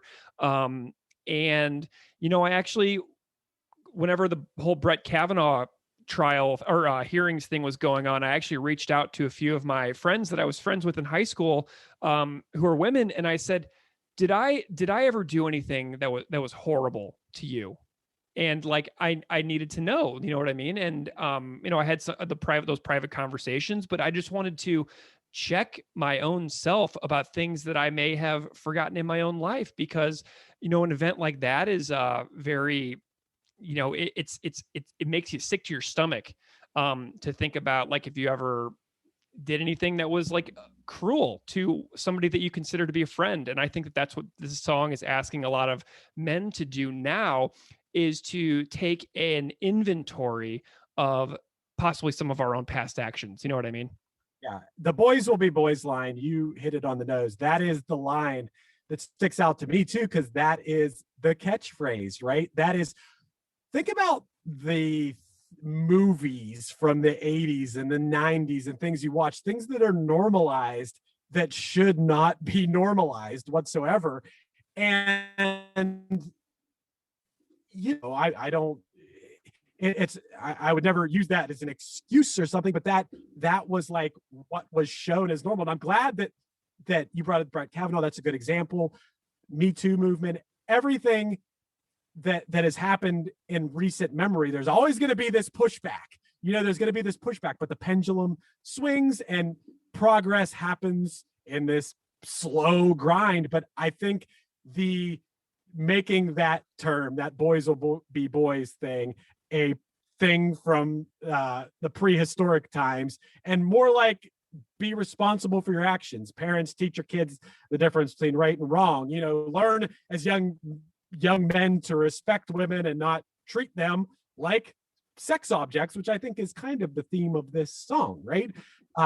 And I think that that's super important. And yeah, man, that boys will be boys. That, how many times in history has that been said, that exact phrase, to explain away a horrible behavior? Yeah. And I'm actually, boys, I'm talking full-grown men. Oh yeah. And I'm thinking about the movies thing as well that you brought up. And that really just reminded me of something that Chris put up on Patreon recently. He has this Patreon project where he will, write some blog entries. He'll put up some podcasts and things like that. It's great. But he did an entry a few weeks ago, where he read an article called "How Your Favorite 70s and 80s Movies Condoned Rape Culture." And so he was looking around on his TV and he found the movie Meatballs, a comedy from the 70s with Bill Murray, streaming. And he was like, oh, hey, I remember liking this movie when I was a kid. And then he puts it on and he's like 20 seconds later, he's like, oh my God, this is not aging well.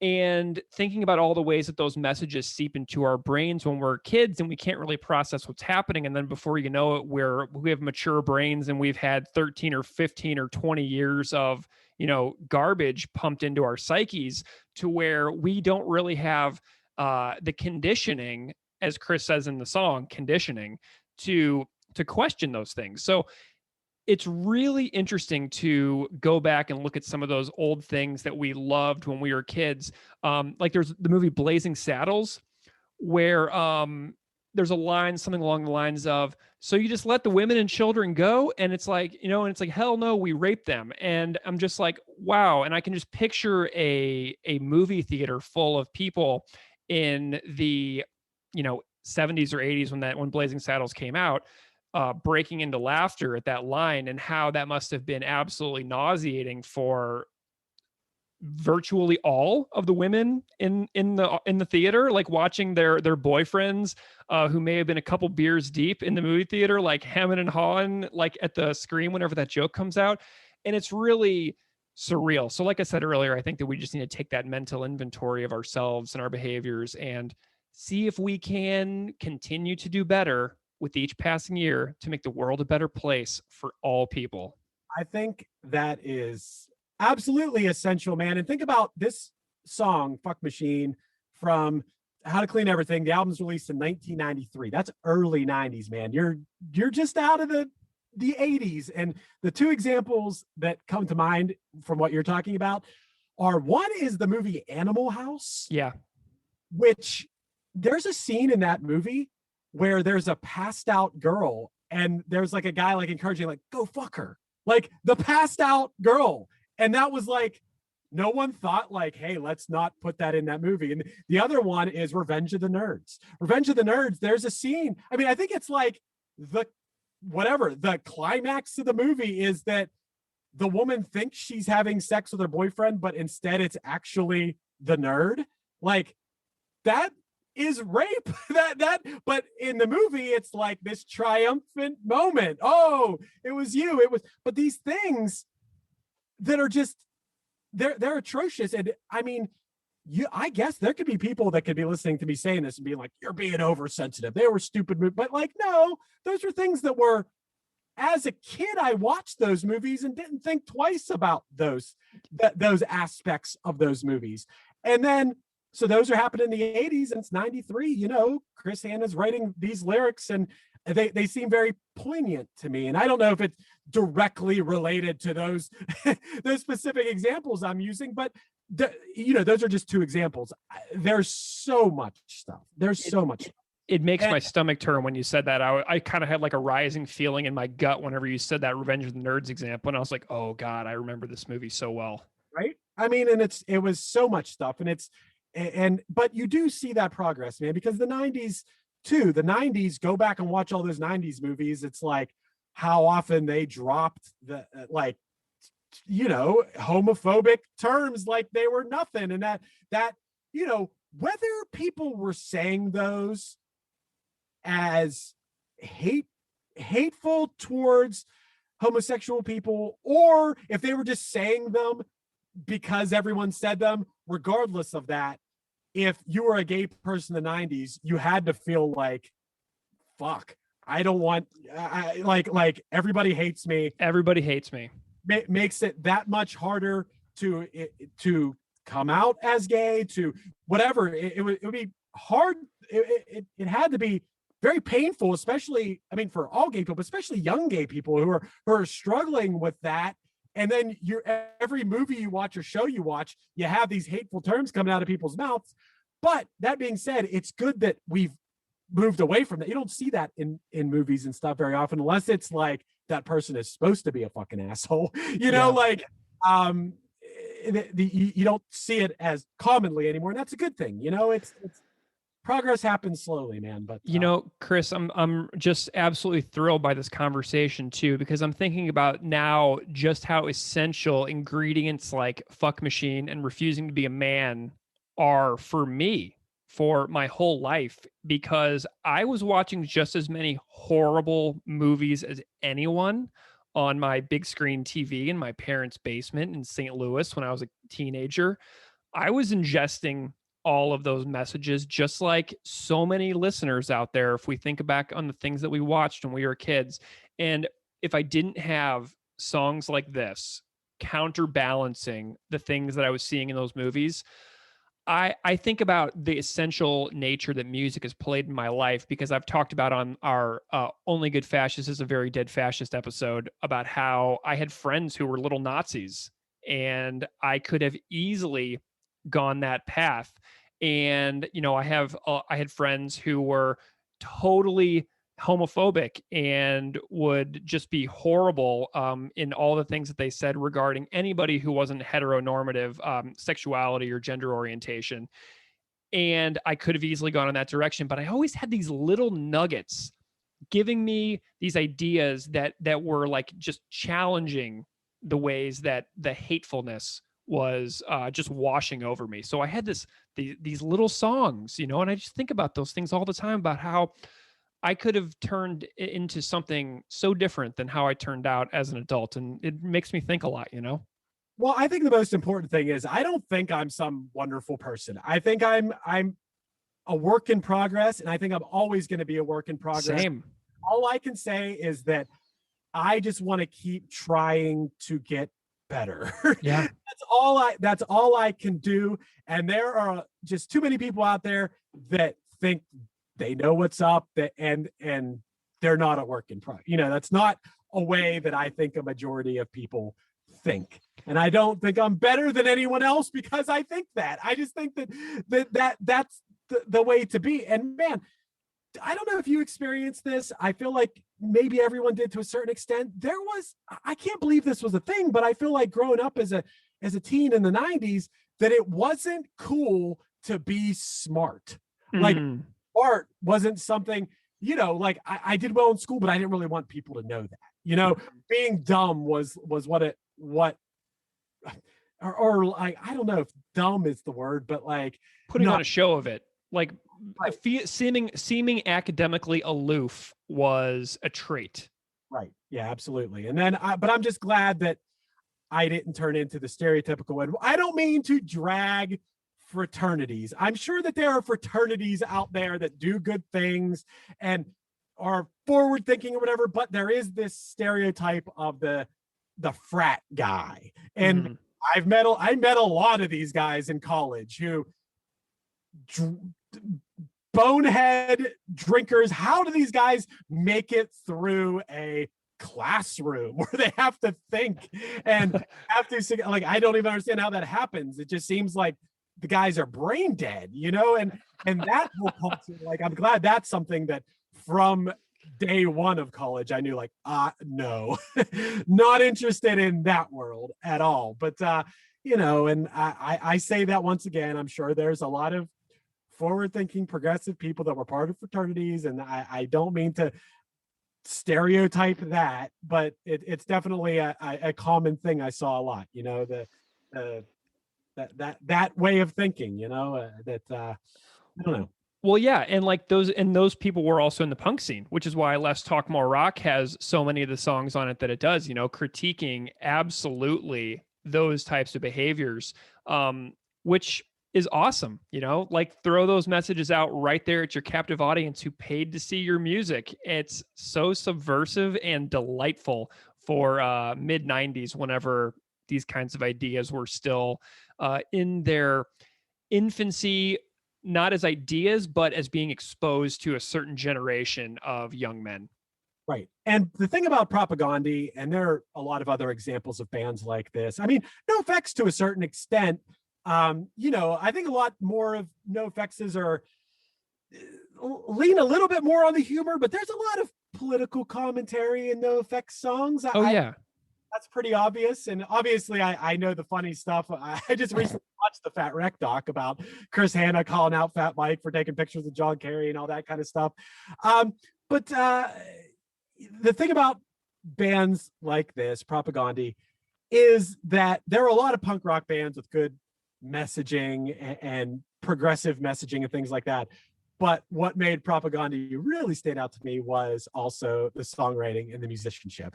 And you could go scream into a mic very lyrics about progressive thought and the way the world should be, but if the music sucks, I'm still not going to listen to it, even if I agree with it completely. So that being said, a big part, even before I understood what these songs were about, was the music, man. The music is just awesome. And whether they knew it at the time or not, like the dudes could write melodies like nobody's business, man. And that's what brought me, who like I told you, it is inclined to like pop music and R&B music. And for me to like a punk band nowadays, they have to really be unique and melodically sound, like when I think about like current punk rock bands, not bands that I already liked from way back in the day that I still like, but when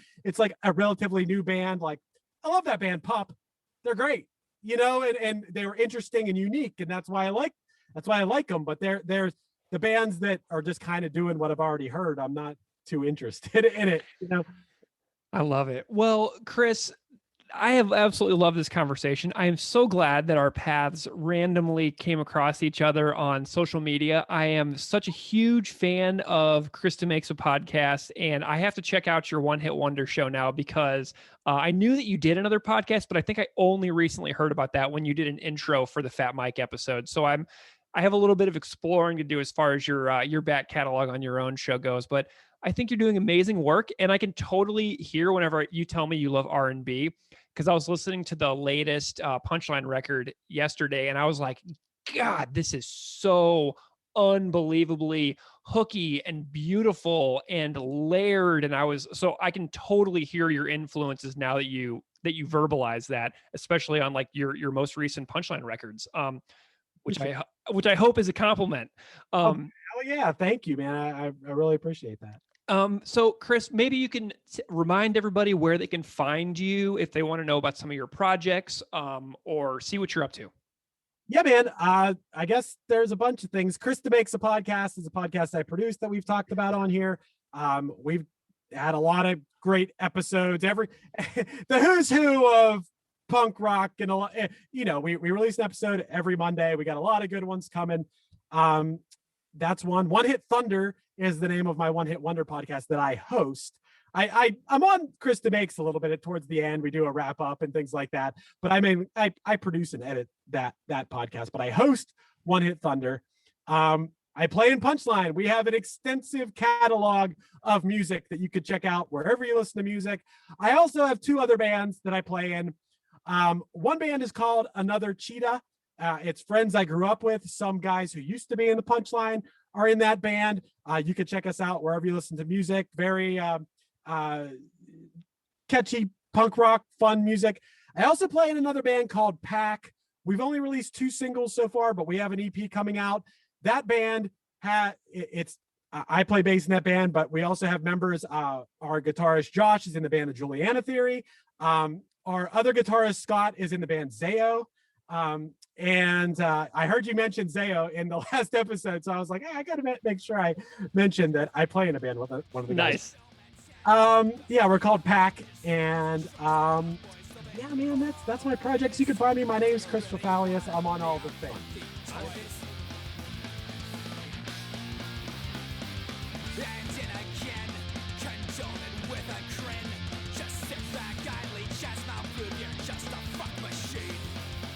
Is that what you really want to fucking be?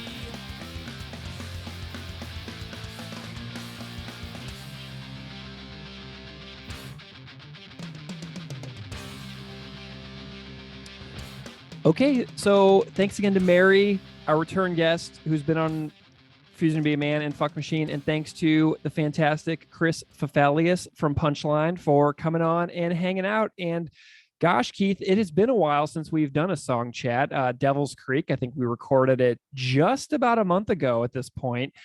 So that's pretty wild. And do you think we're still capable of doing this? Because I'm just like, I don't know. Can we still do this? Feels a little rusty, but I will say, Greg, I would not have been able to remember that it was Devil's Creek that we did last. I had no idea. I thought it was a Middle Finger Response. God. That's how little bandwidth I am operating with these days. I'm really glad that we're doing another How to Clean Everything song so close together with Middle Finger Response. Like we're starting to bring this album a little bit more up to speed with some of our other records that we've really hammered on a lot harder. Sure. So we might as well go ahead and start with the music here. What do you think? Right. So let's start with the guitar. Any first observations, thoughts, or comments? Right. So the clear thing to say is that I love the opening riff a lot, like a lot. It is just so quintessentially indicative of like my teenage years, a riff like this. And there's a bunch of bands that have done a riff like this and a sound like this, but like this is a special one. And something that really strikes me when I watch the playthrough videos of this song is that the vocal melody and the guitar performance are kind of offset, right? Whenever I listened to this song for years and years, I would just really hear the vocals. I wasn't really listening to what Chris was playing on the guitar underneath the singing. And now, because we do this show, I hear all these songs in new ways. And so the offset melody of the guitar against the vocals is super interesting. Like when Chris sings, "Have I Finally Escaped?" He's singing lower compared to his belting out the vocals in the first few lines of the song. But then when he goes lower in his vocals, the guitar goes high. So it's really interesting, and it makes the vocal performance memorable and catchy because he has this offset approach to when he goes low in the vocals, the guitar goes high. So it's a really interesting dynamic. And the thing that stands out to me so much on this song compared to so much of their later stuff is also how much this song revisits earlier sections of the song. Like we have these recurring Right. riff, you know what I mean? So it revisits that opening riff. So I've got the sections kind of timed out here. So we've got the first 9 seconds is the opening riff. Then verse 1 is from 9 seconds to 30 seconds. Then the revisits the opening riff from 30 seconds to 39 seconds. Then we have verse 2 from 39 to 102. Then there's a little bridge from 110 to 209. It's just all music. It's like the slow part of the tune, and then the preceding Haile Selassie are like meant to be like breathers on this record. So we got Haile Selassie as the track before this, and then we've got this massively long, slow section in the middle of this song. So it's like these two songs are like giving this album a little bit of breathing room, if that makes sense, instead of like a relentless pummeling the whole time. But then there's vocals over the slow part from 209 to 220, and then back into the palm muting riff from 239. But it's just like kind of like too much. There's so much happening. And then from 249 to 258, it's the opening riff again. It's the anchor of the song. Right. So we get the opening riff at 9 seconds, then we get it again at 30 seconds, but then we don't get it again until 249. So we have like 2 minutes and 20 seconds where we don't have like that anchor riff happening in the song. So like my immediate observation is that like I like this song, I like the music, but it's just got too much in the middle. And following a super long, slow song like Haile Selassie, which is a song with lots of space, I didn't need this much space in the middle of Fuck Machine. But that's kind of like my first thought here. Where do you thinking? Yeah, that makes sense that the album pacing doesn't seem like necessarily the best decisions made, where things fall on this record. Yeah. And, to me, the more interesting version of this song, I don't know if people have watched any YouTube videos of this one being played live, but when the band was playing this song live in the early 90s, they don't even play the part from 110 to 209. Oh, bummer. They cut it all out. They cut that massive instrumental section completely out of the live performance, and they do like a pause, and then they go right into the part that then goes into conditioned reaction. So like they cut out a full minute of the live version basically it seems like right after the record came out. When they were performing this live, they were already performing a massively abridged version of the tune. So that got me thinking. There's this massive section in the middle of the song that the band immediately removes when they play it live. And I don't know if you remember our Ordinary People Do Fucked Up Things When Fucked Up Things Become Ordinary episode, but I felt the outro of that song could have been the genesis of an entirely new song. Yeah. And I feel like some parts of the middle of Fuck Machine could have been possibly repurposed to create a totally different song, sort of like a mid-tempo or slower one, like Refusing to Be a Man. And the fact the band abandoned that perfectly good piece of music in the middle of this song when performing it live, it kind of bums me out, because the middle section, which is like slower, is really good, but they took it out and they abandoned it live almost right away after this record comes out. So it gets me thinking like, oh man, what other song could have been produced with that middle piece of music that the band didn't even wind up using performing this song live ever again, really? A couple other observations I have, Greg. I think that opening riff is super catchy. It is melodic, and it definitely does represent this different era of propaganda really well. Yeah. Like I think that opening would be something that if someone wanted to hear How to Clean Everything, they knew later propaganda, that is pretty indicative of their sound. And then it jumps into that power chord riff. And while the left hand is more or less straightforward, There are the unexpected palm mutes and pauses that add complexity and depth to, I think for the most part, a pretty straightforward song. Again, I'm not a musician, so there's probably quite a bit that I'm missing that, of course, I wouldn't be able to play, but it doesn't strike me as the densest and the most acrobatic of their compositions. But I really love that unique break. The one part goes on for so long, it almost feels like an interlude, and then it leads into that really, honestly, beautiful chord progression. They're like picked bar chords, and they ring and reverberate. And I didn't really remember that part from this song. Like, I don't think I've listened to this album and this track specifically enough to have that, stuck in my memory. So that was a pleasant surprise coming back. And I do feel like it doesn't necessarily fit everything else. Like, the song is somewhat bloated, but just in terms of music, that's by far my favorite part. Nice. See, that's what's so interesting to me about that is like that part. I mean, I wonder what could have been created if the band made the live version for the Right. record and then made a different song entirely out of the interlude, because it is it's so pretty, It's really good. So for bass, the slow part of the song is really where the bass is allowed to explore a bit. It's got some super fun little riffs in there. And to be perfectly honest with you, the bass on that is really similar to what my high school band was trying to pull off on the bass as well. Lots of kind of like high up on the neck stuff, just really melodic and just really beautiful. So that bass really reminded me a lot of like my high school band trying to pull off some stuff like that. Did you have any bass thoughts at all? No, this is it didn't really strike me as a necessarily, bass heavy or bass memorable. But I think it's there, it's present. And yeah, I think that's a good observations from you, Greg. What about the drums?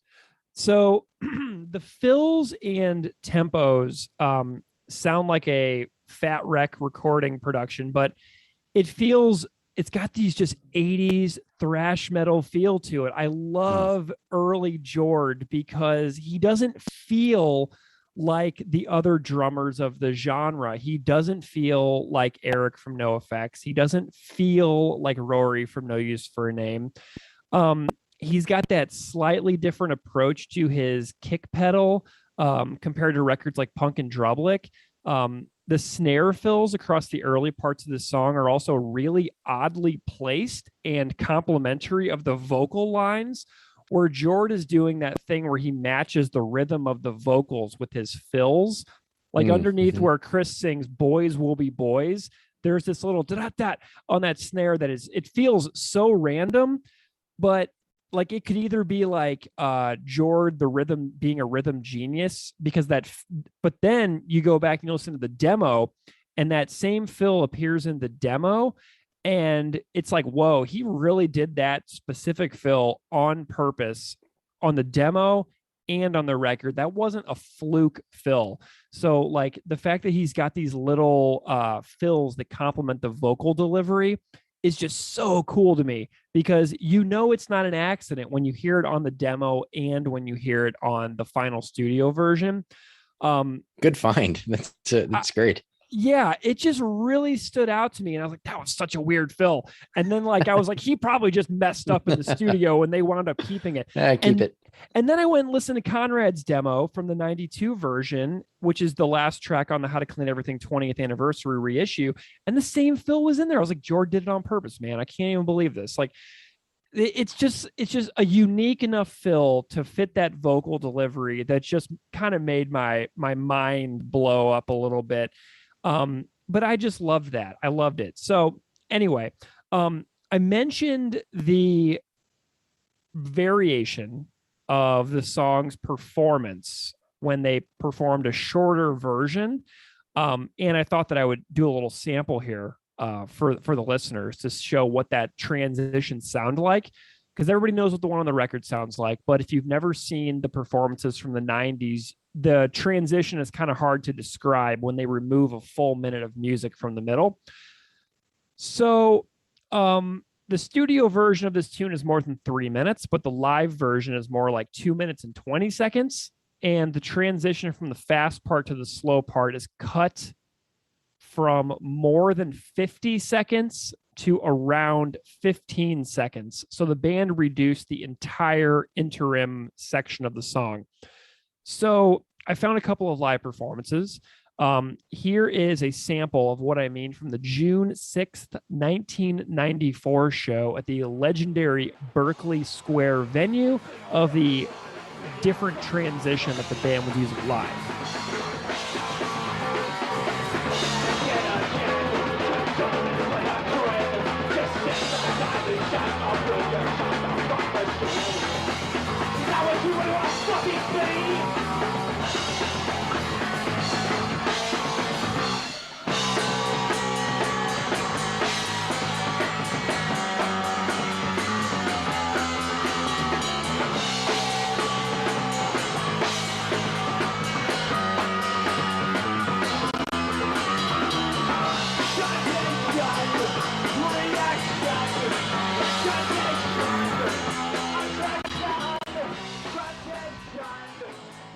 So anyway, I thought that was worth highlighting to show some of the 90s versions as well, because it just shows what the band did like right away, because they didn't really keep that long section in the middle.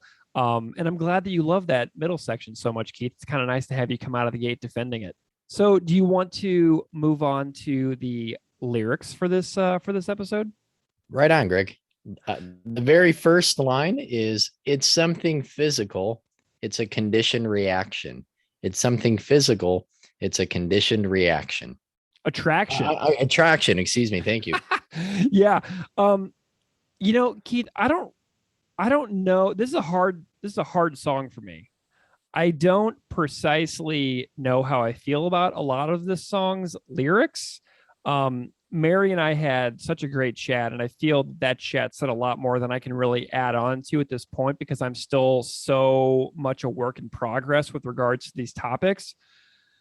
So I'm really excited to hear some of your thoughts in this conversation, but I feel like this is a song that is intriguing in getting us to critique our own media consumption, critique our ingrained responses to what we do when we see bodies in the world that we find attractive, and largely work towards a greater self-awareness. But I also think that once we can build that level of awareness and learn not to be like total sleazebags to each other, that we can learn about, like, is this like a condition? Like, what is this conditioning? And really analyze our own lives up to this point to see why we react to certain things the way that we do. So that's kind of where I'm coming at it to start. What do you think? I mirror and echo your uncertainty, Greg. And you sent me a bunch of texts leading up to and after your conversation with Mary, which I think made us reevaluate going, let's just do Fuck Machine. Like, because we were pretty much just going to like, yeah, we'll figure it out, and realizing we didn't want to phone it in or just piece something together. So I'm a tad ambivalent about the song, and I hope after I hear Mary's thoughts and discourse, it'll add to whatever it is that I have to say here. And even if I'm not always sure with what the band is going for in Fuck Machine, or my interpretation of some parts might not be spot on, I do think there are some incredibly important cautionary lyrics and challenging concepts, especially in the context of the early 1990s. And part of my path forward toward a better self-awareness is understanding how I've been conditioned by society to see women as objects, to see sex as a right, to consume others' bodies with my eyes and my thoughts. But just as importantly, that I've conditioned myself to do those things as well. Habits that go on for so long eventually become identities and personalities. And my hope for myself is that I can see people as people and not as features or as imaginary acts. Ah, yes, that is really interesting. What do you mean by features? That's kind of an Like intriguing. physical features, like bodily physical features. Gotcha. Okay, cool. So then we have this next line, but have I finally escaped? Will my eyes no longer rape the innocent women, children, human beings, seeing the pain that it brings, shallow, superficial decisions, real beauty obscured by my tunnel vision? And on the website, it says also television. Mhm. So it brings in that reference to the broadcaster, the woman, and the character in the song. So if this came out in '93, Chris would have been in his early 20s when this was written, perhaps. And I'm kind of confused by the usage of children in this line. It confuses me, but maybe he's thinking about like the over sexualization of like people who are like 16 or 17 Yeah. at that point. So that was an intriguing, like, I was like, oh, children, why is that in there? But that was just, kind of something that I bet he was thinking at that time. What do you think? Yeah, my thoughts are that Chris is maybe making the point that in a patriarchal society, one especially undergirded by capitalism, that sexualization and exploitation are not age specific. Advertisements, movies, TV shows, and of course, far worse things feature teenagers and younger children in inappropriate contexts. So, if Chris were in his early 20s at the time and he saw someone he thought was attractive, but that person was, say, 17, that person's a minor, that person's a child, and stating that as such, saying that that person is a child, maybe was well needed, I'd imagine, especially in a scene rife with stories of abuse, of rape, of statutory rape. Mm. And it also reminds me of a chapter in Chris Hedges' America, the Farewell Story, a chapter about pornography, in which Hedges, though he might have been quoting someone else, I don't remember, I don't have the book with me, he said that all pornography leads to child pornography, that legalized sexual depictions of adults will eventually be replaced with children by the creator and the consumer of that pornography, which is just a very jarring, unsettling claim. And that's something that I thought of as well for this, like realizing who then becomes victims, whether intentional or not, in a culture that puts not just sexuality, but objectification, in the forefront of people's minds, thoughts, and actions. And I really like the real beauty obscured by my tunnel television line. Beauty is often, ignored in favor of seeking out what we've been conditioned to value or to desire, a narrow, sexualized framing of a person. And the television party, if that was added in, it makes me think from far away that we can do so from a safe distance. And in the essay Rapist Ethics, John Stoltenberg writes, quote, when men are held to account for what they do in their lives to women, which happens relatively rarely, their tunnel vision, their obliviousness to consequences, their egotism, their willfulness, all tend to excuse rather than compound their most horrific interpersonal offenses. Someone female, however, is regarded very differently.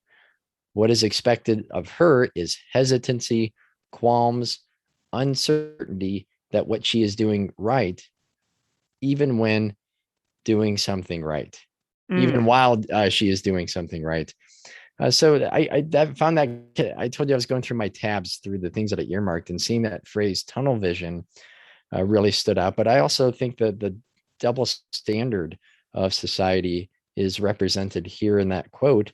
And Chris being honest about his own struggle. I mean, I hear struggle with this specific line, and putting that out on the line as a early, person in their early 20s, to people that maybe he'll never meet, to strangers who will read over or pour over these lyrics. I mean, even if the song as a whole doesn't necessarily provide clarity on some of these issues, I do think it's really profound in the willingness to tackle them, even if you don't always know what to say. Yeah, and there's also a lot of women that I've seen who like have like Instagram accounts where they deconstruct the ways that like they're supposed to pose on Instagram to look a certain way, but then they do like the idealized version based on like our social conditioning, and then they do the real version of what they actually look like when they don't like contort themselves into certain positions. And I think I got turned on to that because Laura Nickel from the band Heart Sounds did a couple of really interesting Instagram stories from her account where she was posting some stuff about like the ways that bodies are positioned in ways that are perceived to be more flattering, but then showing what like bodies actually look like. So what that does is it programs us to look for the totally unrealistic whenever, people are seeking partners. And when they can't find the idealized version of what has been presented to them through television, through social media, through Instagram and things like that, then they get angry. And we know that doesn't end well for many people at all, You're right, Greg. And that relates to, I think, this next line. But this just in, bikini film at 10 p.m. The female anchor just smiles and shrugs it off. Boys will be boys. Do you really want to be our fucking toys? Yeah, so I'll get into this in a bit as well, but this sit back and accept mentality is still going on today, even when women face incredible harassment in journalism.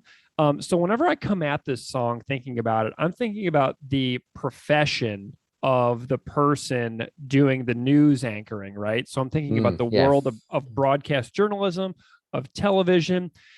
And I found an article in The Hill called Online Harassment is Ugly and Routine for Women in Journalism, reporting on this. And I found so many articles like this. I wanted to dive into this issue of what it's like to do this work professionally and see what the treatment is like to the best of my ability. And I found that in that article, it reports that only 44% of women and gender nonconforming journalists said they received safety training from their place of work. And there's this narrative that becoming a public figure, becoming a journalist, speaking out on Twitter, you should just expect some level of this. That narrative should absolutely not be acceptable anywhere because that just encourages trolls to think, oh, that's just a normal part of their job, which I found to be really interesting because it's, doesn't seem entirely safe a lot of the time. And another quote read, so many people had told me to just suck it up, just be tough and deal with it. That was from a reporter at CBS, but you don't have to deal with it on your own. And I think that is something that would stress to younger journalists. So there's women who are going into these professions who are dealing with like constantly bombarding harassment, and and then the mentality for a lot of people was you just have to suck it up, be tough and deal with it. So this is still an issue today. Greg, that's really important focused info there to think about the context in this, seemingly fictional character, but in a reality in which those challenges, those struggles are not only gender specific, but also specific based on occupation. And that reminds me of all the viral videos I've seen on Twitter of female journalists who are reporting on the street and they're being harassed while recording segments. Like people are walking by saying completely inappropriate things to them, and it's clearly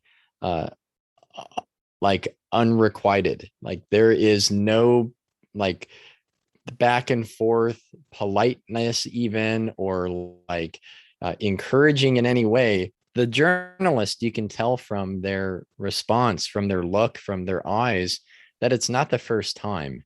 And that's a very disheartening and saddening thing to witness and to see that. So that I didn't even think about that when looking at these lyrics about diving further into that profession. And perhaps hear the intent for the actual song with like the boys will be boys was to show the normalization of degrading depictions of women and the contrast between the profession on TV as a journalist, as a professional, and the bikini film. But I don't know, as a whole, I just don't think this part really lands well for me, as the emphasis in the lyrics and the music, like the point being made, is directed at the female news reporter and not within the system within she works. So I don't know. Like I don't know if I necessarily get what Chris is trying to say with this, or if I agree, if my interpretation is in fact accurate. So, this next line. So I see what you're going. I see where you're going with this. And we have this next line that says, and in again, just condone it with a grin, sit back, idly chat, smile, prove you're just a fuck machine. Is that what you really want to fucking be? And I really don't know how I feel about this line. Obviously I can hypothesize Chris's good intentions with this line, knowing what we know about this band and their music. But like, if you picture one person who just wanted to be a journalist for a profession, just wake up and go to work every day, just like everybody else, what happens is you walk into a system that you inherit, in which men have been blatantly in charge of all media that we consume in society for generations. It's not the fault of the single one person on the screen. Right. You know what I mean? Like, I feel like that's what you're going for here. It's not the person's fault for like who is on the screen, who, who is quote unquote condoning it with a grin. Does that make sense? This person has walked into an insanely complex spider web, and I think is most likely just trying to survive. In a little bit, I can talk about what I'm learning about how reporting for women is today. But this particular lyric got me curious about a story of what journalism was like a few decades back, closer to the time when the song was written. And I stumbled down this rabbit hole of learning about the story of a reporter named Jessica Savage. Have you ever heard that name before? It doesn't sound familiar, Greg. No. So she was a news anchor and reporter in the 80s who died by drowning at the age of 36. And she was the anchor for NBC Nightly News. And she also hosted PBS's Frontline in 1983. And so she was hired originally as a journalist in 1969 as the first woman news anchor in the South ever. Okay.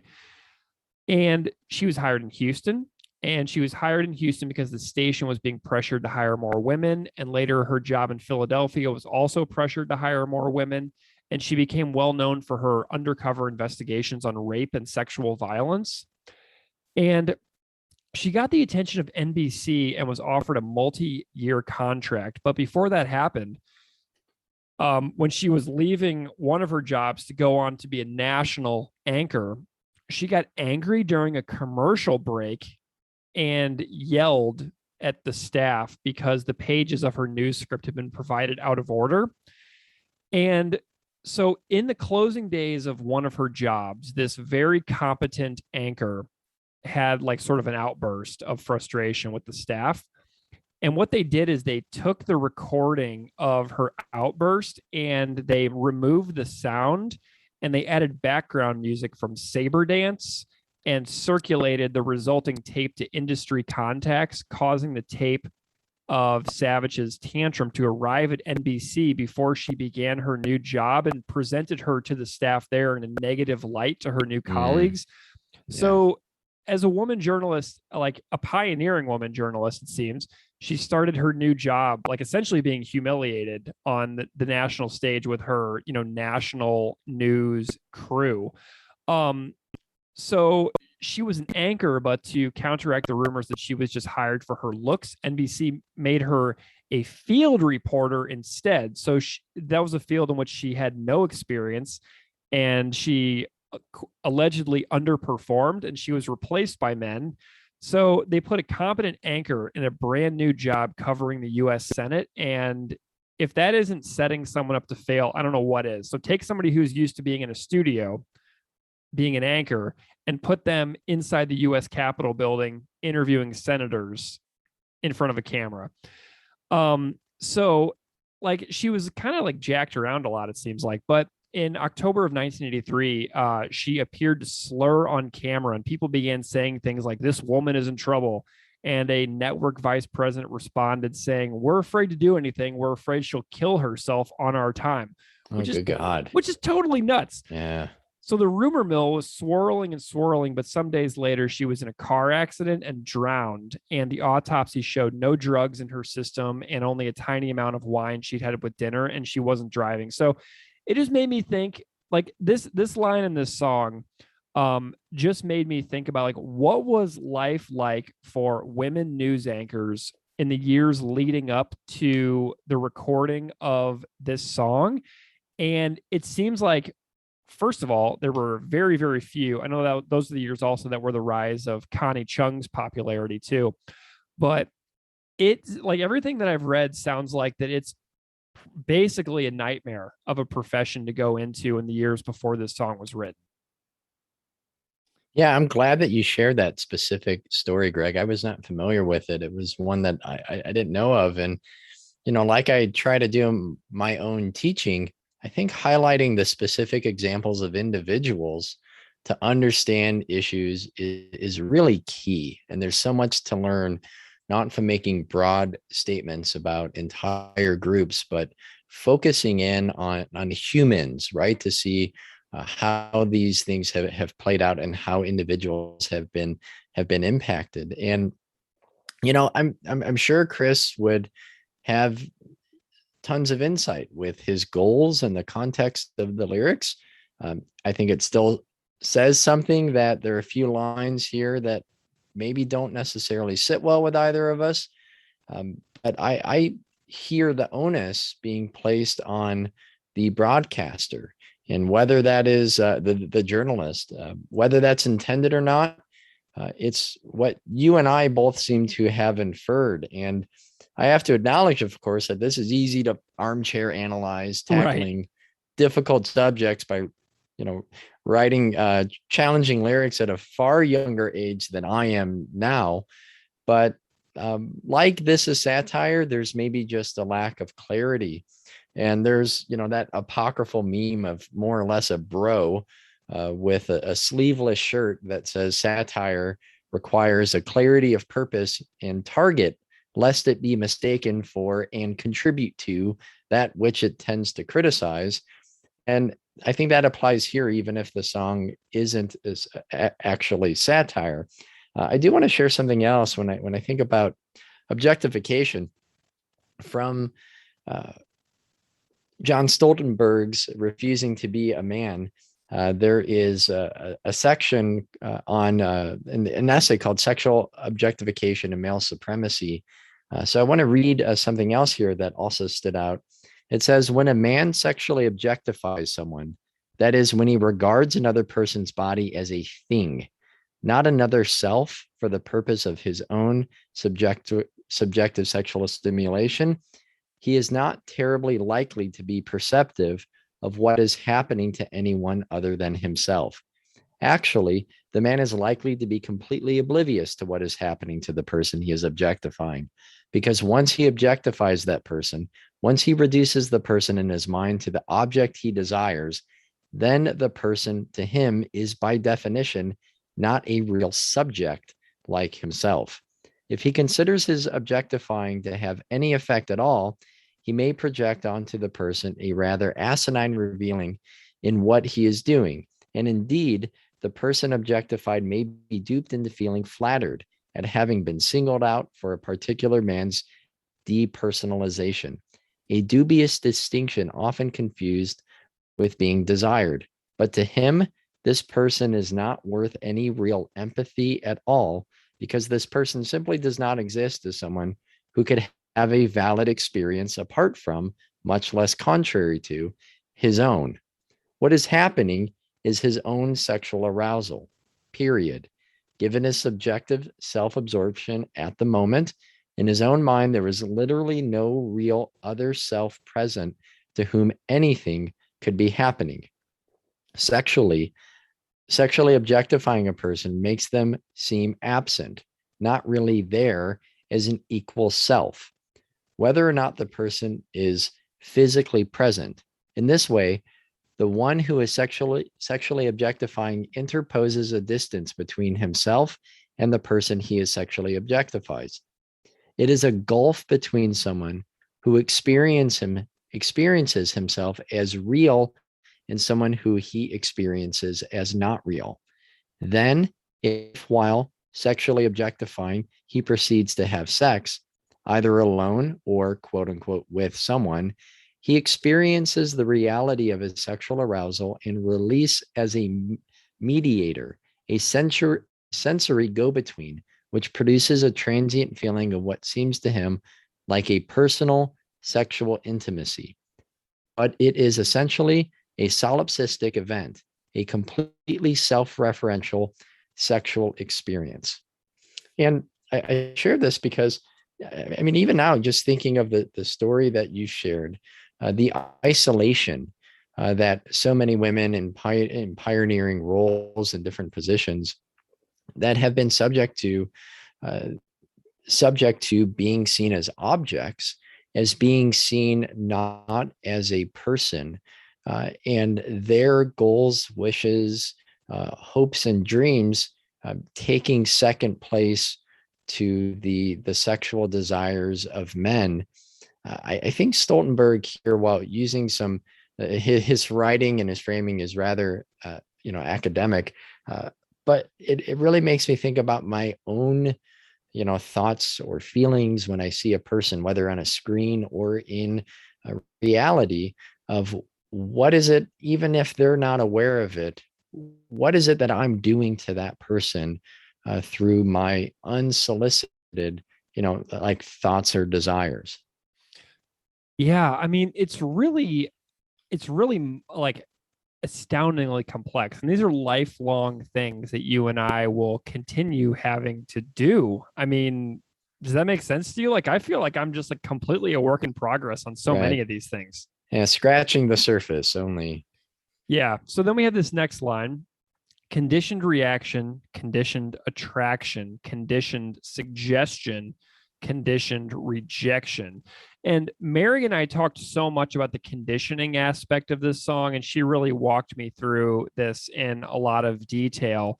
And what I've come to realize is just how individual it is to like who you like. The way I feel about relationships and sex is like, we like who we like, and it's so unique and varied and interesting. But it's also got me questioning, like, why do I like what I like? It's just like turning these into simple questions about myself and seeing if I can like trace that thread back through my own life to see if there's like an origin story to any of those attractions or those conditions that I feel, and like where that conditioning came from. Does that make sense to you? Yeah, absolutely. I have another Stoltenberg quote here, but don't worry, a shorter one. This says, "Our sexual identities are artifices and illusions, the result of a lifetime of striving." And I see that striving as being something that we see, that we are conditioned by TV or movies or pornography or stories that we hear, that it's oftentimes, hard to tell for myself, where do my desires, like my desires and the things that I am attracted to, where does that begin and where does it end? The influence of all of the images, videos that I've seen throughout my lifetime. And if I'm honest, like, I have to admit that I don't know where that line is. And I don't know, I grew up in a world without screens. If I grew up in a world where you couldn't just look up whatever on your phone or computer whenever, what would I think about beauty, or how would I find arousal in an intimate relationship if it weren't being programmed and changed constantly? I mean, just think of that it's the social, what is that documentary about social media that came The out a couple social, years ago? yeah, the Social Network or something like that. Was that that's the movie? Oh, the Social Dilemma.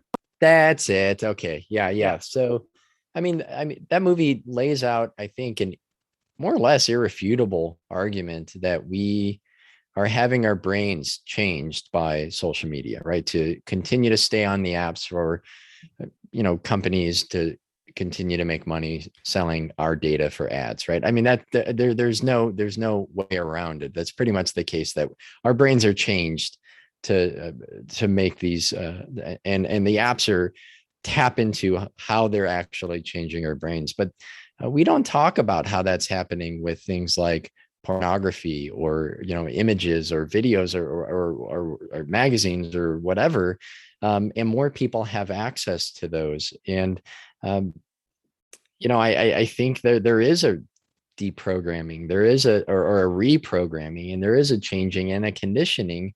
And if you're not aware of it, it's probably easy to be swept up and lose a sense of yourself, your own identity, and your own desires. Yeah, I'm having like horrible flashbacks right now to our status update episode that we did a while back, where we just like ranted and raved about social media for a couple hours. And I'm like, oh God, I'm like giving like the shivers. And then we have this next line, and yet again, subjecting women, the female anchor's fist finally clenched. I'm not your fucking toy. And this reminds me of examples I've seen of women journalists enduring harassing behaviors from men. You talked about this earlier, just standing on the street and having people walk by you and say horrible things. And relatively recently, down the road from me in Rochester, New York, was a really popular example that kind of went viral, of a woman just standing there and having people like beak at her off camera. And there is an intense amount of work out there about reporting and journalism and being a woman in the profession. And it's an endless amount of reading. There is so much work that has already been done on these topics. And we must face this because journalism is an important profession in our world, and the dangers of reporting on challenging stories are very real. So imagine being a woman doing important work on challenging subjects and, being physically unsafe because of the reporting that you do. I found a report from the International Women's Media Foundation, and it was authored by Dr. Michelle Ferrier, who founded the website Trollbusters, and that gathered data from January to March of 2018 with 597 journalists who happened to be women, reporting on the hostile environment for women journalists, including that 70% of women journalists surveyed reported more than one type of harassment, threat, or attack in the past. 52% of women journalists had experienced some type of harassment offense within the past year. And 1/3 of women journalists consider leaving the profession at any given time. And furthermore, the report shows a high percentage of reporters who avoid reporting on certain stories due to resulting abuse or harassment. And freelancers journalists feel the greatest frustration because if they report on hard stories, they don't have sufficient institutional support for people they can go back to in case they experience issues in the aftermath of their reporting. And I found the IWMF and the International Center for Journalists are set to launch an online hub for women journalists to access security resources and support. And in the report, a lot of threats against women reporters were categorized in the report, including direct harassment, like being stalked or physically threatened, invasion of privacy, like being monitored or tracked or being impersonated online, or personal information being released publicly, denial of access to platforming. I also found another article from 2021 in Vanity Fair called "I'm Afraid to Open Twitter. Next level harassment of female journalists is putting news outlets to the test." And something that I'm noticing that's really interesting is how certain shows like Tucker Carlson or One American News are encouraging their listeners to contact reporters, which seem to often be about contacting women about stories that they deem unflattering to certain sides of an issue, which then unleashes the wolves on a reporter's Twitter account or email. journalists are coached to ignore this type of behavior professionally, it seems. And it seems that many feel hung out to dry, so to speak, against internet harassment with regards to women journalists. But it seems like there is still a huge amount of these media organizations that are run solely by men who can't fully seem to grasp the misogyny behind all this harassment. And one way organizations seem to be handling online attacks and harassment is by issuing statements as a show of support. But I found it interesting that the main issue one reporter stated she was struggling with was reputation management in the face of so many overwhelming attacks. So if a reporter reports on a story and then a show like one of those aforementioned ones that I mentioned a second ago say, you need to stand up to this journalist who is telling this lie, there are so many attacks on that journalist's professional integrity and credibility that come from so many different places that when that candidate goes for a job interview in the future employers might see that candidate as being quote unquote drama or like damaged goods because of how much controversy they bring with them. So it's like, if you do hard reporting and you get a lot of like trolls there, that like leads to bad publicity, which makes it seem like you might have a harder time getting jobs in the future. So like doing brave work feels like it's almost like career suicide. A lose-lose situation. Yeah. And then like I found another article that I mentioned earlier called Online Harassment is Ugly and Routine for Women in Journalism. And there were lots of quotes. One says, I received an email from a guy saying, I hope you get a UTI. And another said, I've slept at friends' houses before because I was afraid someone was going to greet me at my door certain nights. My dad and brother called me worried and said, we got a voicemail and this guy says he's going to kill you. And thinking about this threat of actual violence, how often does online harassment move offline? So I looked that up as well. The International Center of Journalists and UNESCO did a dual research report that yielded 1,210 responses. And this report found that 3/4 of respondents identifying as women say they'd experienced online abuse, harassment, threats, and attacks. And 20% of the women journalists who responded to the survey reported experiencing abuse and attacks in the physical world that they believed were associated with online violence targeting them. So this finding is very disturbing and underlines the fact that online violence isn't contained within the digital world. And there's like frequently associated with, like, the report found like frequently associated with orchestrated attacks designed to silence journalists and fueled by disinformation tactics. And it's spilled into the physical world as well. And there was a couple of examples that I found. So there were a couple women journalists on opposite sides of the world who were murdered for their work within 6 weeks of one another in, I believe, 2017. There was a Maltese investigative journalist named Daphne Galizia and an Indian journalist named Gauri Lankesh, and both were targets of prolific and online attacks, and then they were murdered later. So it does become real. Like, it's not just online. And then on top of all of that, like, there's also the wage gap issues that permeate so many professions. And I found an article from 2018 about BBC Radio, when a broadcaster on the Today program named Sarah Montague found that she was being paid 133,000 Great British pounds. And the other hosts listed on the program were making 600,000, 250,000, 200,000, 249,000, and 150,000. So it's a massive gap in pay as well. So anyway, those are some examples that I was digging up about what it's like to do this work, what it's like to do hard work and get pushback, and what that might mean for your future. Violence, pay gaps. There's so many little disturbing things that I was uncovering one after another while I was researching this song. And Greg, I think it's important that you did highlight those individual experiences, but also the wider statistics, patterns, and the data that you sifted through that also fit within, the realities that women face. And if this is just a microcosm of, the either the inequality, the injustice, harassment, or objectification that women face in that specific workplace. So if we look at the last lyric, and though I long to embrace, I will not replace my priorities: humor, opinion, a sense of compassion, creativity, and a distaste for fashion. Yeah, like as I said with Mary, I like that Chris acknowledges in this song at the very end that he does have a desire for sexual relationships. I long to embrace, right?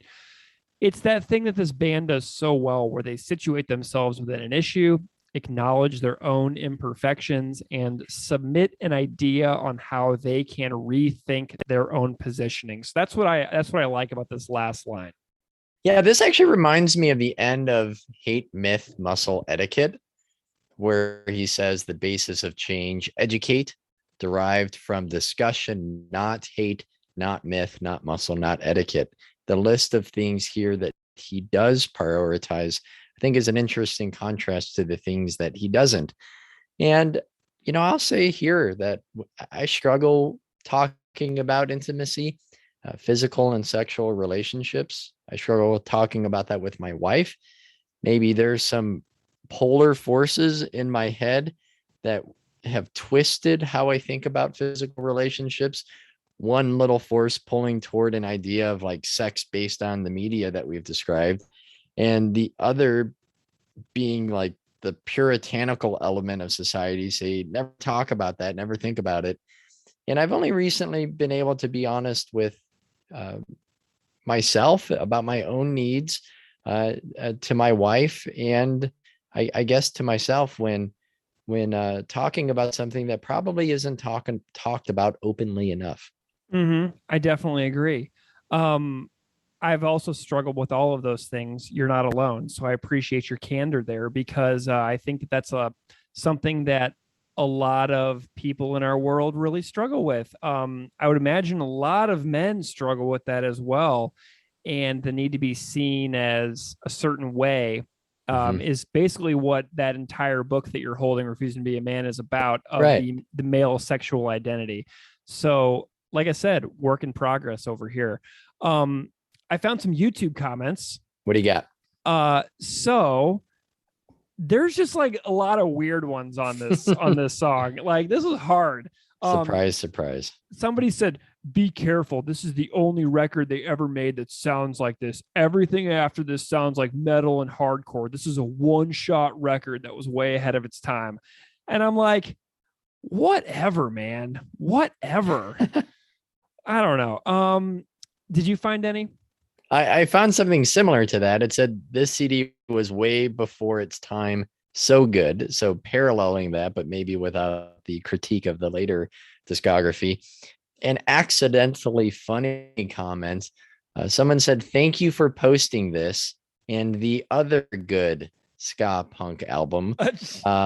So if that means that this is a ska punk album, I don't know. I find that to be kind of funny. And more seriously, someone just said, "End conditioned sexism." Nice. Well, this song, I get what they were going for, and I recognize the importance of this song in helping me rethink sexuality, gender, professional challenges, and discrimination as we reframe our priorities as a society. I would like to believe that society is reframing priorities.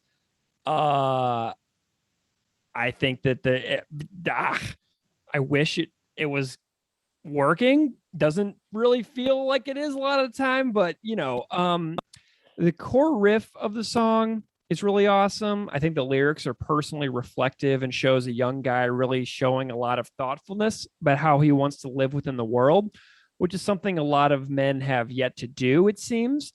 And I think this song is useful as a conversation piece. But I really enjoyed what Mary said in our interview, where she said this is a part of the conversation and there are voices missing. So that was something that I'm taking away from this one as we move forward.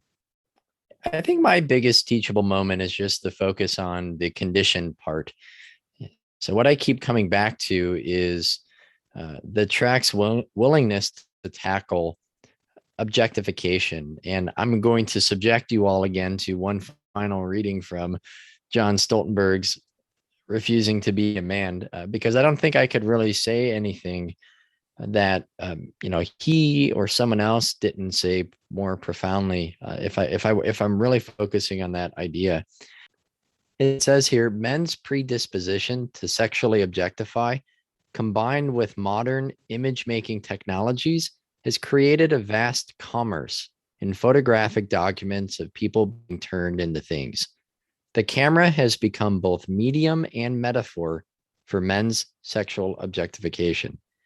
It can be used to take a picture of an actual person being sexually objectified. Then the image can be duplicated and sold to millions of men so they can vicariously be sexually present to the body of the person made absent in the picture. In this way, the consumer is connected, both viscerally and ethically, to the act of sexual objectification that took place in front of the camera. The picture is taken the way it is taken, so that it can be sold the way it is sold, so that it can be used the way it is used. Each consumer, each purchaser of a reproduced documentation of the original sexual objectification is complicitous in the commerce, a link in the chain of profit, and hence he bears some responsibility, however widely shared by others, for the act of sexual objectification that took place in front of the camera to begin with, even though it happened before he paid. The act was not done by him, but as soon as he buys a documentation, as soon as he buys a documentation of it, he becomes someone it was done for, someone whose intent, along with that of many others, was collectively expressed and acted out in the original particular act. Knowing that he shares this intent with other men, a class of consumers who are similarly situated, both viscerally and ethically, vis-a-vis the person pictured, is in fact a significant element in the pleasure he receives. And his identification with those other men's subjectivity is the extent to which his perceptions are even remotely empathetic. When men, individually and collectively, have sex looking at a photographed sex object, they are literally having sex with a thing, the photograph, and they are figuratively having sex with the thing that a photographer has turned someone into. The whole point of consuming documentations of sexual objectification is not to empathize with the person who's being objectified. To call this mass-marketed necrophilia is only a slight exaggeration. In differing degrees, men who sexually objectify through pictures tend to respond to images of ecstasy, wantonness, and sexual accessibility that are actually photograph signs of lifelessness. Certain druggy and drowsy facial expressions, postures of languidness bordering on paralysis, dull eyes that stare off emptily into space, these are all popular symbols, or perhaps more accurately, commonplace symptoms of a canceled out consciousness, an absence of self-possessed selfhood, a lack of independent volition, a kind of brain death. So if I can think about one idea from this and hold on to, it's the conditioned part. And again, not just how I have been conditioned by the systems that I was born into and I benefit from and I operate and try to navigate, but also the ways that I've conditioned myself. Yeah. Well, I will bring us in for a landing here tonight, and I'll go ahead and rate this song. I want to give this one a 1.75 in the canon of propaganda songs. I like a lot of songs much more than this one. If I think about the songs that are thematically similar, I like Ladies' Night, Refusing to Be a Man, and Tartuffe all quite a lot more than this one, if I'm thinking thematically. But it's not even close to my favorite song on How to Clean Everything. That said, I can barely remember 1993 because I was 10. So this song must have felt massive at the time in this punk scene. And in honor of how hard this song must have felt in 1993, I am going to raise my rating an honorary 1/5 of a point to 1.95 out of 5. So yeah. So my inclination is 1.75, and I'm gonna give it an honorary 0.2 boost. Again, thank you for the reminder that this is ranking within the canon of, Propaganda and their entire discography. And overall, Greg, I'm glad the band challenged their audiences by openly challenging their own notions, ideas, and obsessions and desires. Especially when it was easy to write cheap songs about sex that would sell even more records in the 90s or now. But I also think it is clear that the band matured in their articulation of those ideas over time, like the songs that you mentioned. The music here is pretty much like How to Clean Everything, which gets a polite nod from me, except for the melodic break toward the end, which I think rules. I don't think all of the ideas are necessarily clear, but I appreciate the effort. But that's also probably where I am. Maybe I have some initial ideas, but I don't know exactly how to get them out or what to do with them. So, I'm going to give this a 1.5.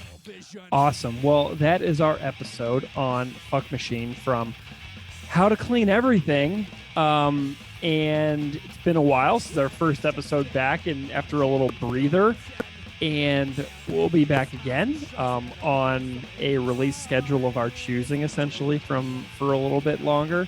And you can find us on Instagram and Twitter at PropagandyPod, and you can email us at propagandapod@gmail.com.